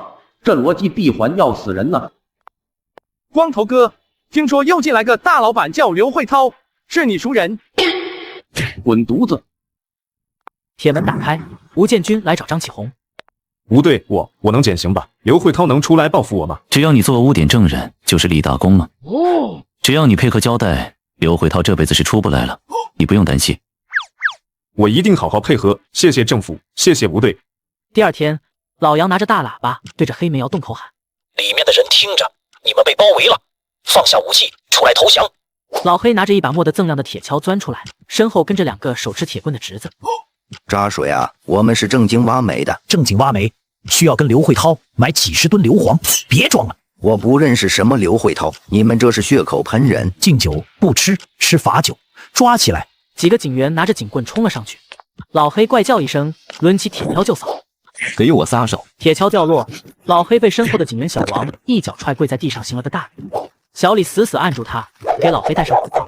放开我，我没犯法。回局子里再慢慢嚎吧，跟我走。老黑的2个侄子黑蛋和二黑轮着棍子冲上来，谁敢抓我叔？老赵警棍格挡，反手一个膝顶，飞。这一招叫顶你个肺！老杨一个闪身，反手擒拿。哎呦我操，断了！还敢袭警，罪加一等。此时院子里的工人们都吓傻了，蹲在墙角瑟瑟发抖。谁帮我赶走他们，我给1000块。工人们面面相觑，往后退了一步。省省吧，谁敢为了1000块买袭警罪？带走！组长，硫磺和账本都找到了，这上面全是老黑和刘慧涛的交易记录。妥了，人赃并获，收队。刘慧涛坐在审讯椅里等待。捡肥皂事件后，刘慧涛想明白个道理：既然光头和秘书把他卖了，那其他人也别想好过。准备吧，大家一起炸成烟花才热闹了。吴建军和马婷婷走了进来。刘老板，冷静没？冷静了就赶紧招，咱别耽误时间。刘慧涛，坦白从宽是你唯一的出路。紧不爱我诈，非法卖硫磺、偷税漏税，我都认。这剧本不对啊！昨天不还喊冤喊得像窦娥吗？上一次交易除了光头，那个骑太子摩托的人是谁？就在等你这句话。几天那小子休想把自己摘干净。那孙子叫吴天。你怎么确定是吴天？光头那个猪队友嘴上没把门啊，一口一个天哥，傻子都听出来了。他买10斤高纯度硫磺，真是为了炸鱼。炸个屁！他家鱼塘要是用这剂量炸出来的，可能是尼斯湖水罐。还有别的线索没？前几天的爆炸案，还有金店劫案，肯定都是他干的。刘慧涛做伪证要负法律责任的。我负全责。我还知道他在城郊有个废弃仓库据点。警官，你们一定要抓住他。刘慧涛彻底疯魔了，从假账本到藏硫磺的山洞，甚至连自己睡觉不洗脚都交代了。那么的，死道友也死贫道，大家一起死瞧瞧吧。走出审讯室，刘慧涛还在里面发出反派般的狂笑。哈哈哈，一起毁灭吧！师傅，刘慧涛这是彻底疯魔了。不过吴天这条大鱼总算浮出水面了，咱们现在就冲去仓库吧。先派2队人远远盯着，别把鱼下回深海。那咱接下来怎么办？咱俩去会会那个光头。刘慧涛这波疯狗攀咬，光头的心理防线估计比薯片还脆。沈之前把他这半年的通话记录打出来，让他死得明明白白。收到，师傅英明。我这就去打印石加急。我就想赶紧结案去钓鱼，我心爱的钓竿早已寂寞难耐了。光头被教官带了进来，看见吴建军秒锁。警官，硫磺真是炸鱼的，我家祖传炸鱼手艺，有族谱为证。别演了，交代你和吴天的兄弟起。我操！刘慧涛那个老帮菜真把天哥卖了？不可能啊，这不符合江湖规矩啊！吴天谁呀？不认识。警官，你们别听刘慧涛瞎咧咧，他就是想挖垫背的。不认识？解释解释。这个尾号6688的号码，你每天早中晚起按3次，机主名字是吴天，这是咋回事？跟人网恋？光头看着通话记录，冷汗瞬间下来，眼珠子乱转。那是我远房表哥，他在南方搞土木工程，让我买硫磺修挖掘机。哎呦喂，刚才不还说是炸鱼吗？怎么一会儿炸鱼一会儿修机器？你这硫磺是宇宙万金油啊！完了，大脑过载死机了，这下巴得扣全家桶了。我劝你老实点。吴天手段太歹毒，要是我说了，估计直接就得去见阎王，还是选坐牢吧。问你话呢，哑巴啦！我不知道，我什么都不知道，你们判我吧，我认罪，我热爱坐牢，牢饭香。吴建军把马婷婷拉到一边。行了，不用审了，这货的智商在犯罪界属于残障人士优先就业范围。不对，这就走了，他还没招供吴天呢。刘慧涛那边给的料够足了，光头招不招无所谓，来这只是确认一下而已。师傅，这波精神碾压太帅了，我什么时候才能达到师傅这种水平？通知便衣收网，目标城郊仓库，记住抓获的。是，这次一定要把他们一网打尽。吴天穿着帅气西装，摇晃着手里的酒杯。刘慧涛那个蠢货肯定会跟光头互相咬，最后顶天定个非法炸鱼未遂，我真是太机智了，这波稳赢。忽然楼下警笛大作，吴天吓得哆嗦。我操，哪个乌鸦嘴把警察招来了？吴天疯狂拨通了大哥无法的电话。哥，救命啊！条子堵门了，刘慧涛那个狗东西肯定把我卖了，我现在该怎么办啊？哥，慌什么？你是第一次当反派吗？冷静是反派的基本素养。都要吃牢饭了，还素养？我现在只想赶紧跑路。闭嘴，听我说，只要你不承认，他们就没证据。现在立刻马上，第一，把手机记录全删了，卡扔了；第二，把账本撕了冲下水道。对，先销毁账本。记住，你就说是炸鱼用的，别的打死别人。你要是敢把我说出来，不用警察动手，我先废了你。挂了电话，吴天把账本撕得粉碎，扔进马桶。冲啊！平时吃外卖盒都不多，今天要是敢罢工，老子做鬼都回来捅你。处理完毕，他对着镜子练习表情。我是炸鱼的，我是个遵纪守法的好渔民。警察们来到吴天所在的仓库大厅，小弟们正在用手机开黑。警察，所有人抱头蹲下，手机放地上。敢闯天哥的地盘，兄弟们给我冲！为了联盟，为了部落。黄毛挥着钢管冲向周卫国，周卫国只是稍微侧身，回头一脚踹飞黄毛。阿达，我会在泉水等你们。其他小弟也冲上去和警察混战在一起。德玛西亚，得你大爷！你这是袭警！感受暗影之力。暗影，你先感受下拘留所日光灯的力量。不一会儿，吴天的小弟集体败下阵来。吴天在哪？给你3秒。在楼上办公室。师傅，他会不会在屋里藏了炸药，同归于尽？他要有那魄力，就不会藏里边了。吴建军一脚踹开办公室大门，吴天正在悠闲的喝茶。哟，警察同志来了，坐，要不要喝点铁观音？装，接着装。刚才在楼下听动静，我还以为你在上面拆迁呢。嗨，那不是紧张吗？我一紧张就爱跳《本草纲目》毽子操。你看我这动作标准不？少废话，手伸出来。您轻点扣啊，我这手腕可带着上周刚买的劳力士。老实点。房间内的警察全懵了。师傅，他怎么不按套路出牌啊？他不应该负隅顽抗吗？先统统带回去再说吧。吴建军一回到警局，立马提审吴天。吴天，你心态挺好啊。刘慧涛那边的硫磺，你解释解释。炸鱼用的呀，光头说他老家吃汤淤泥后，我一听，这不巧了吗？我最爱吃炸小黄鱼了，就热心帮个忙呗。谁知道这年头炸鱼还得备案啊。50斤硫磺，你炸巨齿鲨啊？可能是光头技术不好，学的量大出奇迹。警察同志，我就是个纯帮忙的，连跑腿费都没收。那成交爆炸案呢？现场残留物跟你的货一模一样。哎，还有这事，太可怕了！我平时连摔炮都不敢玩，真的。我过年放烟花都是让我侄子点的。那你仓库里那些小弟呢？一个个拿着钢管跟特种兵似的，这也是炸鱼用的。警察同志，那些都是附近村里的留守儿童、孤寡青年，我看他们可怜，收留他们给口饭吃。我这是在做慈善啊！做慈善发钢管，那不是受了那个什么电影对《古惑仔》的影响吗？我要是不管他们，他们早去偷去抢了。我这是在帮社会维稳啊！从未见过如此厚颜无耻之人，这脑子是抹了开塞露吗？思维这么顺滑。你每个月账户领到5万块钱汇款，怎么解释？那是我工资啊！我是宏远建筑的项目经理，老板是我亲哥，无法给亲弟弟发点工资怎么了？临时工月薪5万，老子堂堂支队长，加上津贴1个月才700块，你个临时工月薪5万，这还有王法？是我亲哥无法疼我，他说我从小体弱多病，得多补补。怎么了？兄弟情深犯法吗？审讯进行了2个小时，吴天就像个泥鳅，滑不留手。吴建军感觉自己的血压正在坐过山车。带下去，关羁押室，晾他几天。警察同志，查清楚了，记得放我回去啊！我还要为建设新中国添砖加瓦呢。吴天被带出审讯室。师傅，就这么算了？不然呢？看样子今天是问不出什么了。先去炸炸那个无法，还有宏远建筑，一定要找到破绽。好的，师傅。这孙子早晚有一天我会找到证据，亲手送他进去踩缝纫机。警员们都顶着黑眼圈在疯狂加班找资料，办公室内一片忙乱。行了，都停手，别再拿瞎忙活了。众人停下工作看着他。师傅，是不是要搞午夜突袭？我这就去拿防弹衣。突击个头！我是说下班回家。可是吴天还在羁押室，他再来又不会变异成哥斯拉，现在硬熬也没用，老子都熬成江湖了，还能查个啥？天哪，师傅这一定是欲擒故纵。马听听，你那什么眼神？赶紧收拾东西滚蛋！是，师傅，我这就回家。与此同时，6个兄弟围着一张桌子，桌上摊着金店地图，都把招子放亮点。这回咱们是背水一战，只许成功，不许成仁。大哥，放心吧，我这把弹簧刀磨得锃亮，削苹果贼快。大哥，吴天那边咋样了？我这右眼皮一直跳，总感觉要破财。就在这时，赵六的手机响了，来电显示无法。喂，吴总，什么？天哥被抓了！几个人吓得一哆嗦，胡子弹簧刀差点插到脚。好，我知道了，明天下午3点，西双版纳酒店302，不见不散。赵六，你好什么？我脚差点没了。无法说行动暂停，天哥被刘慧涛供出来了，现在警察正如狼似虎呢。我裤子都脱了，你给我看这个？咱们准备了这么久，说停就停。都闭嘴！无法是吴天亲哥，他比我们更急，现在出去就是送人头。可是咱妈等不起啊，医院今天又催费了。都给我老实待着，谁敢出门乱跑，我打断他的腿。妈，你再撑几天，儿子就算把这身烂命抵押给阎王爷，也要把您从鬼门关抢回来。第二天，张三和赵六推门进去，被里边的豪华吓傻眼了。卧槽，三哥，这是酒店还是金銮殿啊？你看这桌子，你看这沙发。来了，嚯！吴天被抓了，你们觉得是喜是忧？吴总，我们觉得完了。破，大错特错，这是好事啊！大哥被抓还是好事？您这脑回路是不是有点太超前了？警方现在全盯着吴天那草包，谁还有空管金店？这就叫灯下黑，这是天赐良机呀！所以今晚就干，我早饭还没消化呢。吴总，那我妈肾源的事，放心，包在我身上。只要金条一到手，立马手术。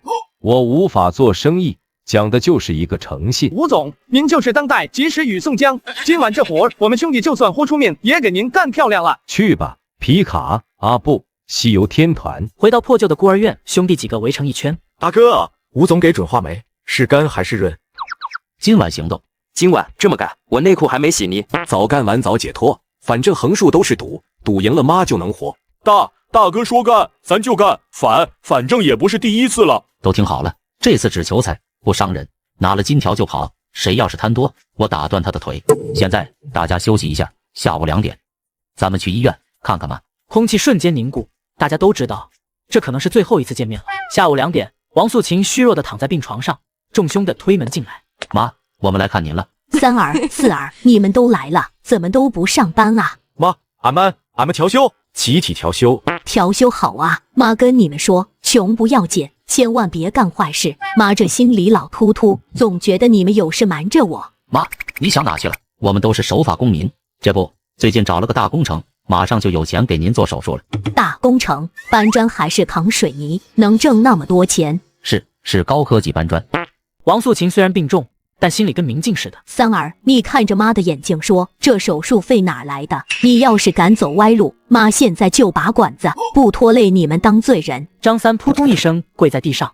妈，真是借的，我把脸皮按地上摩擦才借来的，我都算好利息了，您就安心治病吧。是啊，妈，大哥为了借钱给人当了3天孙子，端茶倒水捶腿，就差给人舔鞋了，您可不能不治啊。傻孩子，男儿膝下有黄金，快起来，妈信你。妈要是好了，回去给你们做红烧肉。我要吃肥的颤巍巍的那种。看完了王素琴，众人来到孤儿院。张三擦拭猎枪，旁边堆满了液压剪、撬棍和看起来就很行的道具。都动起来！李四侧对讲机，确保3个频段都畅通，别像上次那样一紧张调到了老年戏曲台。强仔，去看看面包车能不能坚持到逃跑。哥，这车除了喇叭不响哪都响，我要求不高，他跑路时不散架就算光宗耀祖。三哥，这枪还要带啊？上次我不小心走火，把人家金店天花板打了个洞，嘿嘿。你还好意思笑？我这次为什么让你换个面具戴？还不是怕你还没进去就被赶出来了。那强子呢？他不去。你俩一个没头脑，一个不开心，凑在一起，我怕你们把金店给拆了。强仔负责开车接应，因为他脸臭，没人敢拦。哥，我这是沉稳。一会儿你和王五一起去把选好的那2处装上炸药。上次虎子弄得跟老太太放屁似的，都没效果。三哥，你就放心吧，这次保证炸出文联播水准。行了，拿装备。这次为了老妈的手术费，只许成功不许成人。强子和王五出去了。张三拿出唐僧和沙僧的面具。虎子，这个沙僧的面具给你。哥，为啥我是沙僧？这面具看起来呆头呆脑的。因为你本来就呆。我带唐僧负责镇场子，记住进去之后少说话，多干活，别看见金子就走不动的。放心吧，哥，我这人最稳重了。我现在重新部署计划，还来得及吗？强子开着那辆破面包车，吭哧吭哧的载着王五和炸药来到了城西废弃砖厂。你去放炸药，我在车里接应。要是有人来，我就把这破车的发动机声音踩到最大，假装是拖拉机。强哥，说真的，你不踩油门，它动静也像拖拉机。王五把炸药塞进窑洞门口的砖缝里，定时器设定在晚上7点整。这玩意儿劲儿大，希望7点能把那帮条子的注意力都吸过来。这动静怎么像在给阎王爷打电话预约位置？王五连滚带爬跑到车边，强子正在捣鼓后视镜。完事了，上车。后视镜刚才被风吹跑了，我追了20米才逮回来。强哥，赶紧去城东旧粮库装炸药。两人马不停蹄赶到城东旧粮库。刚走到墙角，就听见巡逻车开警笛经过，两人吓得一激灵，炸弹掉到地上。强哥，警察来抓咱们了！蹲下，先猫着别动，假装自己是大白菜。前边尾号为46的桑塔纳，靠边停，你时速达到250了。两人对视一眼，吐了口气。他们原来是交警，差点给我吓尿。赶紧的，别又整出什么幺蛾子了。王五捡起炸弹，设置为7点，塞进老鼠洞。老鼠在墙角瑟瑟发抖。鼠哥，晚上7点辛苦你们了，咱全当提前超度了哈。你跟耗子唠什么嗑？他又不会给你写感谢信，赶紧回哑巴巷。强哥，你一会儿开慢点，这后视镜又要掉了。掉不了，我用铁丝绑着呢。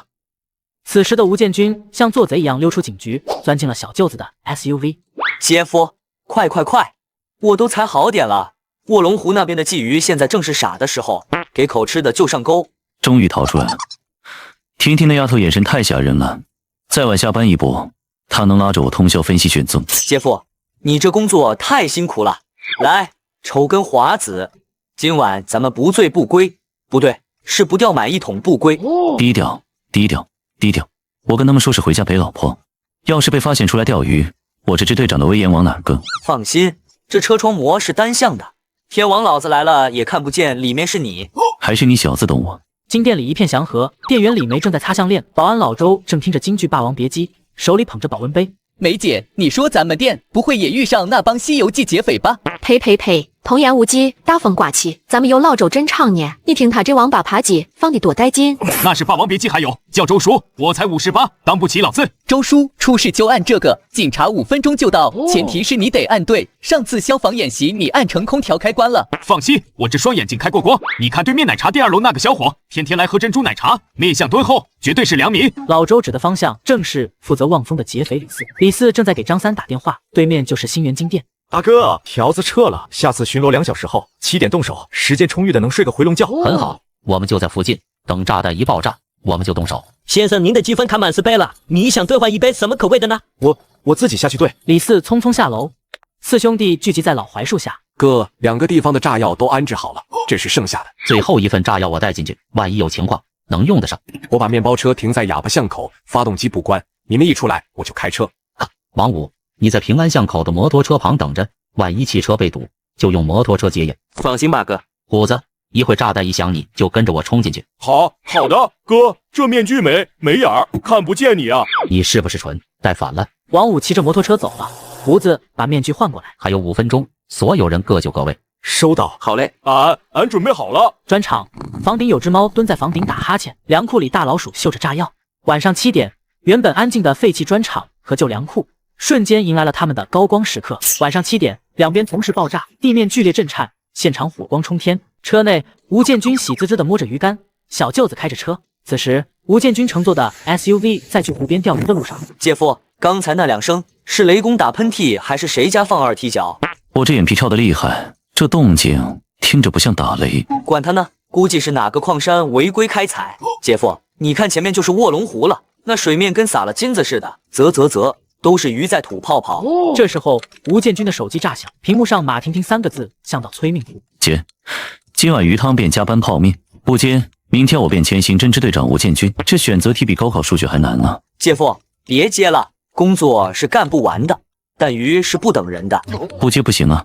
喂，师傅，房子炸了，城东城西一起炸了，你快回来吧。我就知道这鱼没那么好钓，掉头回局里。啊，鱼竿都拿出来了。别废话，再晚一步我就要被炒鱿鱼了。5分钟前，爆炸这个金店的玻璃门倒了，老周手里的收音机啪嗒掉在地上。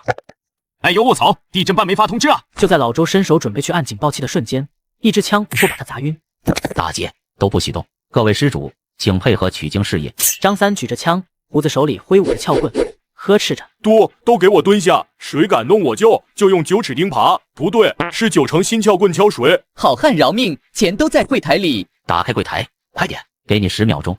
要是插不进去，别磨蹭，再磨蹭贫僧就要大开杀戒了。虎子冲到柜台前，砸开玻璃，把金条、镯子等金器往包里塞。师傅，这玩意儿真沉，哈哈哈，发财了！闭嘴，看着点时间，我们得在3分钟内完事，别光捡金条，那边的钻戒也给我扫了。虎子装着金货，醒来的老周对着李梅挤眉弄眼。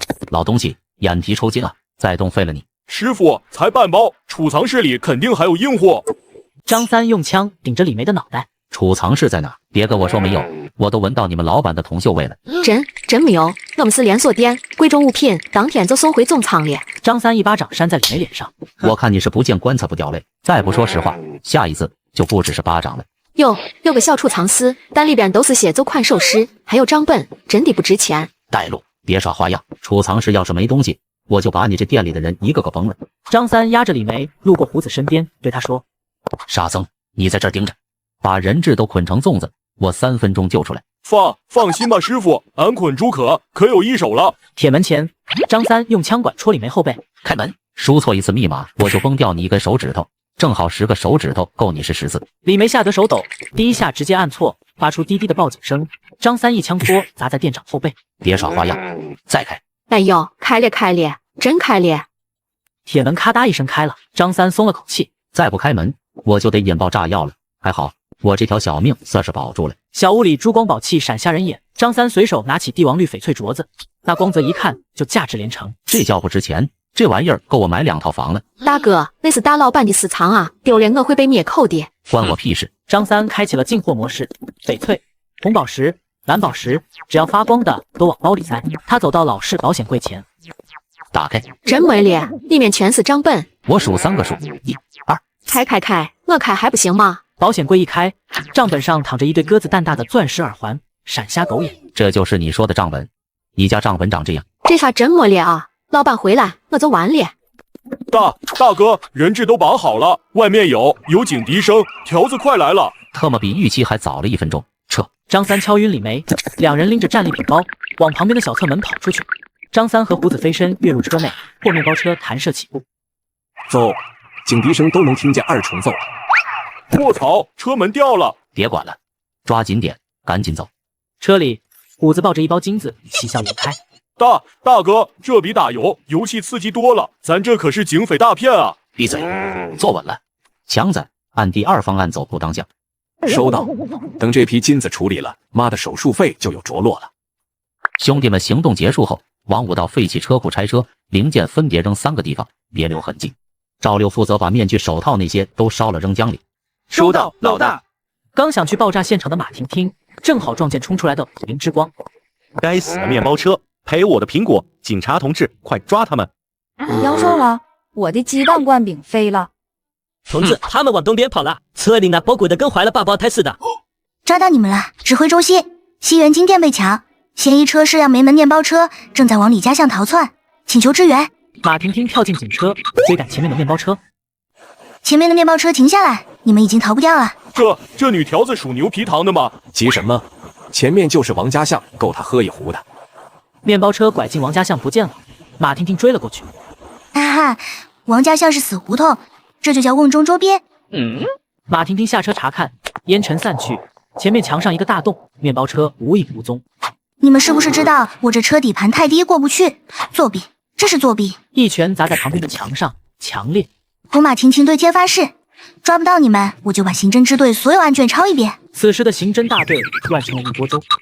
新源金店被抢，这帮孙子是卡着点搞爆炸抢劫一条龙吗？茶杯哐的砸在桌上，水溅了老张一脸。吴队，您这茶里是不是掺火药了？老张，带技术队去现场。小李，带人去料城高速堵截，都动起来，谁一杯想睡觉？收到，兄弟们，抄家伙！居然破坏我的钓鱼计划，这帮劫匪让我抓到，我非让他们把牢底坐穿。半小时后，面包车停在了一家废弃修理厂内，王五拎着扳手在门口抽烟。三哥，疼了，你听听这动静。胡子把帆布包往王五怀里一塞。卧槽，太特么亮了，咱妈这回不用吃止疼片硬扛了。赶紧拆车，这破面包车连夜质检，保证连制造商都认不出来。放心吧，大哥，液压锏、氧焊枪都备好了，旁边那辆摩托车油也是满的，随时能跑路。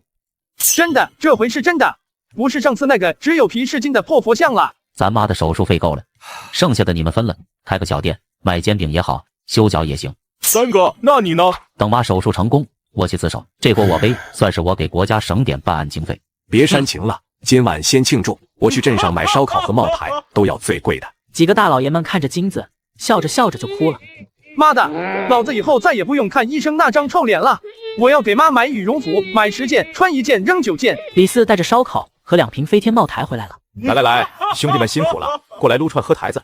兄弟们席地而坐，围着吃烧烤，真特么香，这才是人过的日子。这第一杯敬咱妈，愿他老人家不知道儿子们今晚干了啥，干了。此时吴建军坐在主位，马婷婷垂头丧气。吴队，高速路一晚上查了200多辆车了，连个面包车的毛都没看见。这帮孙子是属穿山甲的，钻地跑了。师傅，都怪我要是当时汽车翻墙追……行啊，这不赖你。这帮人是老油条，开车的那是个顶级老司机，路线比外卖小哥都熟。就算我在，估计也就是多一个人在后面吃尾气。师傅，我记下来了，司机技术高超，可能是出租车或者货车司机。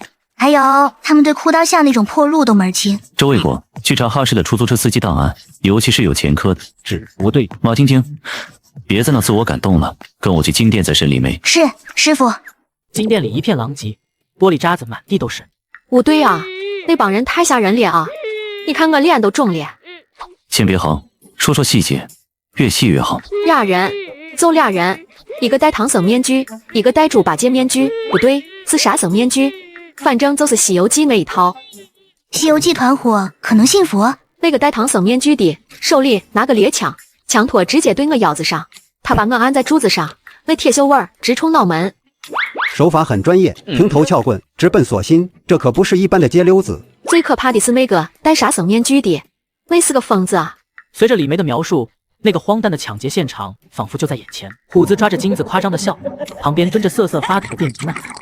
嘿嘿嘿，金子都是俺老朱的。胡子一边把金条往帆布包里塞，一边用牙咬开红布包装。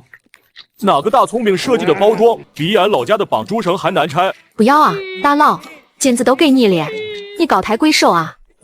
穷逼店就这点货，还不够俺吗？不够俺塞牙缝的。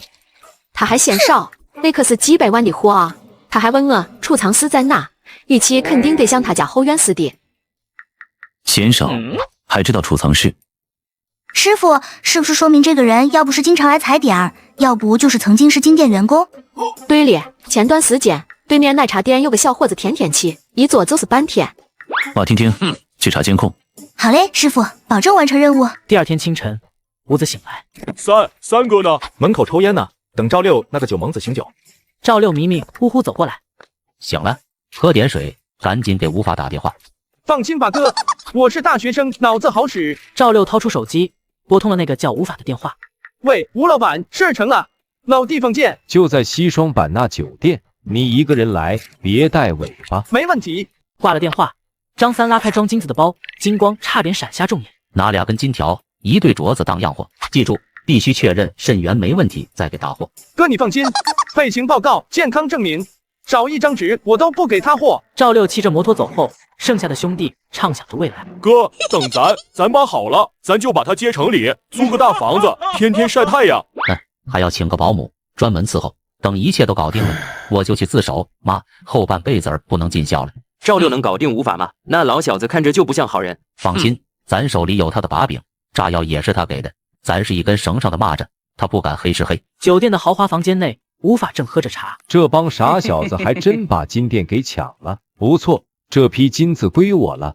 至于肾源，呵呵，忽悠，接着忽悠。赵六推门而入，吴老板验货，纯度很高，赵兄弟办事我放心。吴老板，我们要确切的肾脏信息，白纸黑字，少一样都不行。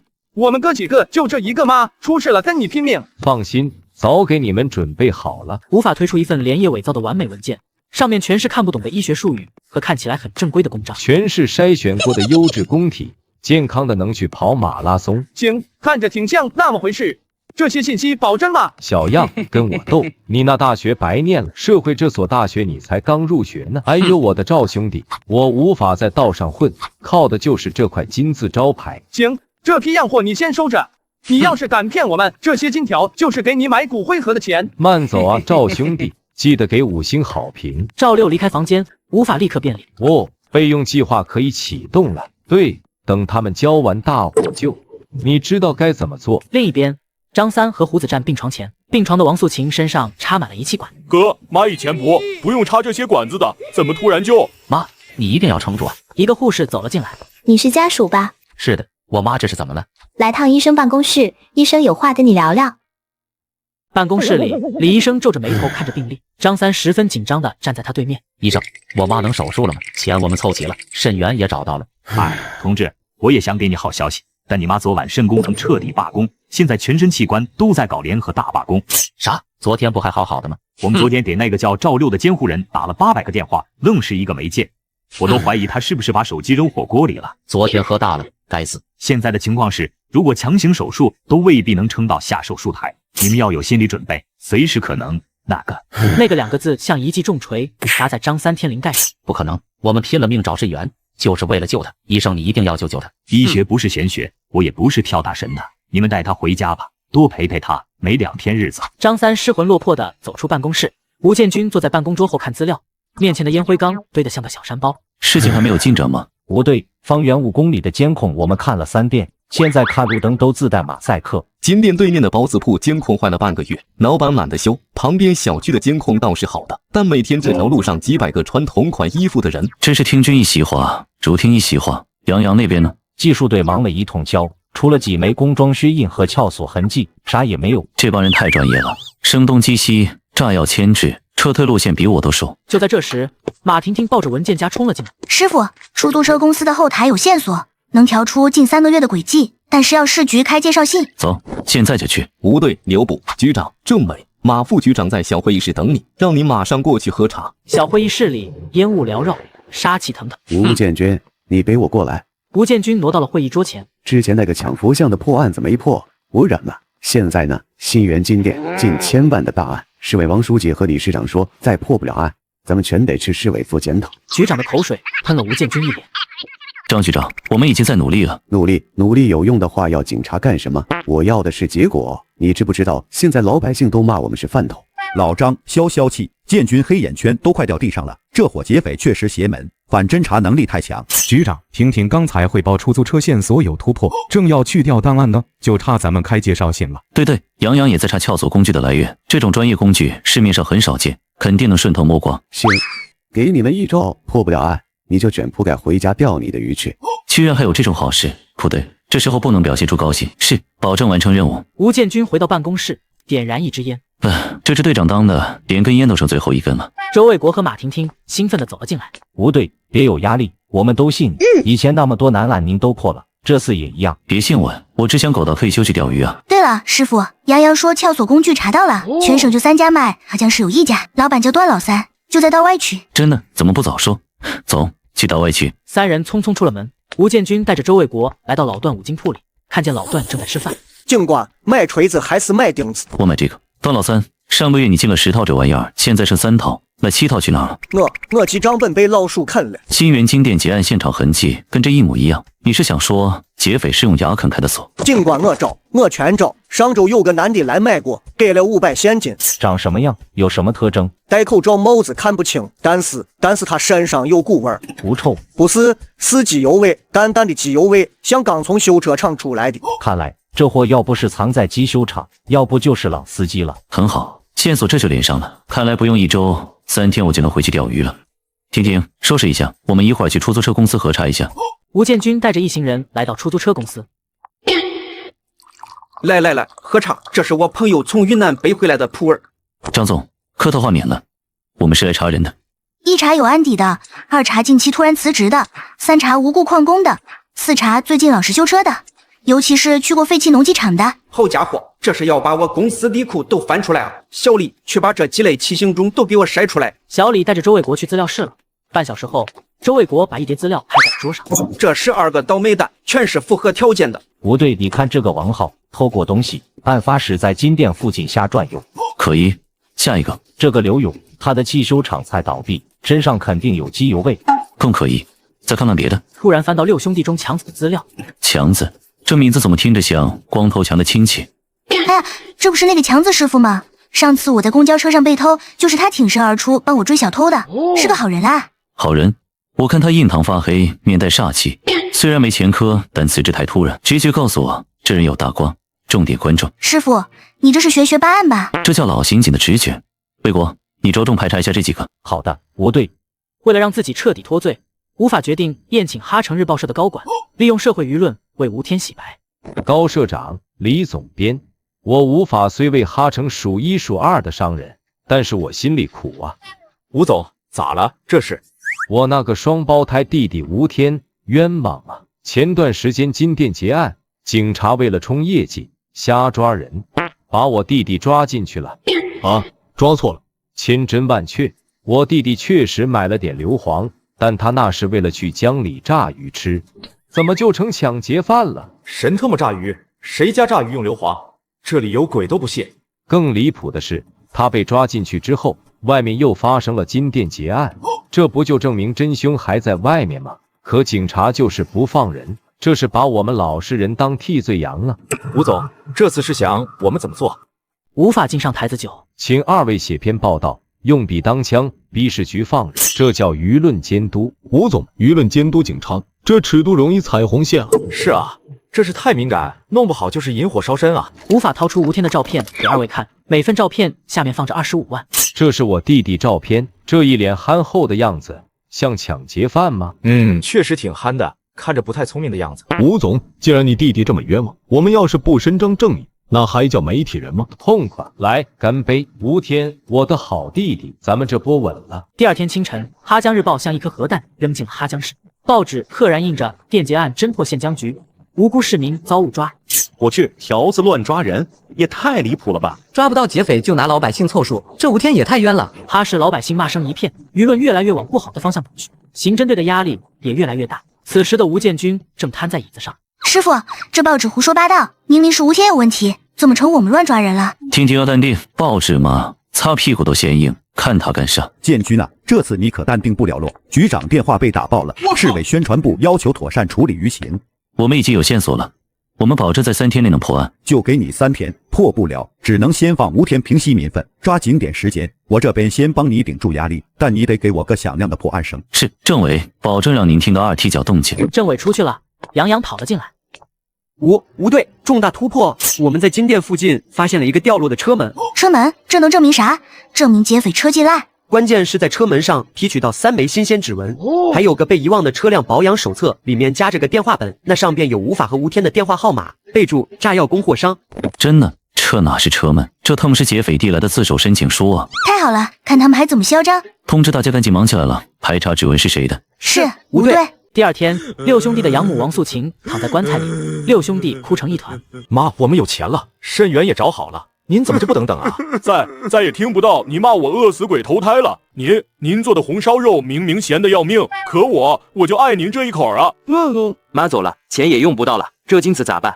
咱先把妈安葬了，我就去自首。这抢的东西咱都退回去。店里监控拍到3个人，你一个人顶不完，我陪你去。别的兄弟也不会开车，顶不了司机这角色。我也去，反正妈没了，我也不想活了。我这张笨嘴，到哪儿都是活招牌。我们也去，六兄弟要么一起生，要么一起。放屁！妈走了，得有人逢年过节去坟头拔草，得有人烧纸时说我们在外地打工挺好，得有人让他在地下以为他养大的6个儿子都还活得人模人样。那就这样吧，兄弟们，这次真要说再见了，下辈子咱还当兄弟。吴建军和马婷婷讨论着。婷婷，指纹比对有进展没？师傅，痕检科通宵作战，确认1枚指纹属于强子，就是那个见义勇为出租车司机。所以好人卡和逮捕令可以同时存在。周卫国急匆匆跑进来。吴部队，劫匪来自首吗？还拖着一麻袋金子。现在犯罪都流行7天无理由退货。来了仨特征全队结巴出租车司机，还有个被叫大哥的人在审讯室候着呢。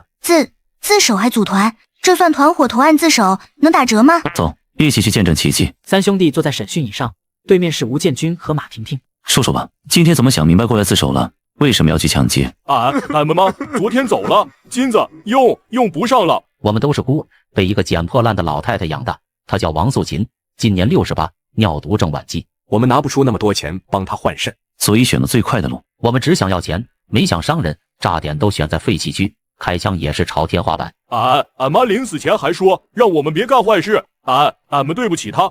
吴建军继续问：抢了金子也不能直接交给医院，你们怎么变现？炸弹又是哪来的？是吴天，他说有特殊渠道洗金，还能帮我们找到肾源，金子一给就能安排手术，炸弹也是他卖给我们的。肾源哪那么好找？这几个货是被骗了吧？吴天都被抓了，你们咋还抢第2次？后来他哥吴法又联系了我们，还给我们说那晚动手是最好的机会，我们手机里都有那天他和我们的通话记录呢。证据链全串起来了，现在有个机会配合我们抓吴法当污点证人，你们干不干？一切都是我们引起的，我们愿意配合。到时我帮你们申请立功减刑，加上自首退赃，还有生活迫于无奈情节，也就判个10年左右就出来了吧。不用吃枪子，俺看电视里抢金店都毙了。那是电视剧，咱们这儿讲法律，当然得看你们表现。婷婷，不输引蛇出洞。吴法正在房间内喝红酒。这哈城日报炸的警察扛不住了吧？等吴天出来，我就彻底安全了。吴法手机响起，来电显示是张三。吴法接起电话：吴总，肾源好了吗？我妈等不及了。放心，金子到位，明天就手术。您在哪儿？我送金子过来。你来上次的酒店房间，我等你。这是要双喜临门啊！到时候直接带着金子和弟弟出国去。半小时后，敲门声响起。吴总，我张三。门没锁，进来吧。张三、吴建军、杨洋冲了进来，杨洋直接按住了吴法，戴上手铐。老实点。吴总，一篇污蔑实施的报道，害得我们好苦啊！来坐。完了，彻底完了。警车在警局门口停下，众人下车，杨洋押着吴法进了警局。门口一片欢腾。好你个吴老魔，这一仗打得漂亮。我师傅是最厉害的。都是兄弟们给力。大沙，局长，我鱼竿都快长蘑菇了，你看。批你1周假，带薪。欧耶，局长万岁，西游天堂万岁。第二天，黄金大劫案的始末出现在哈城日报上，之前的舆论扭转成一片好评。而此时的吴建军正拿着鱼竿和小舅子悠闲地钓着鱼。快拿抄网，这价儿绝对是条大的。至此，黄金大劫案正式落下帷幕。只愿天下无病痛，世上再无贼。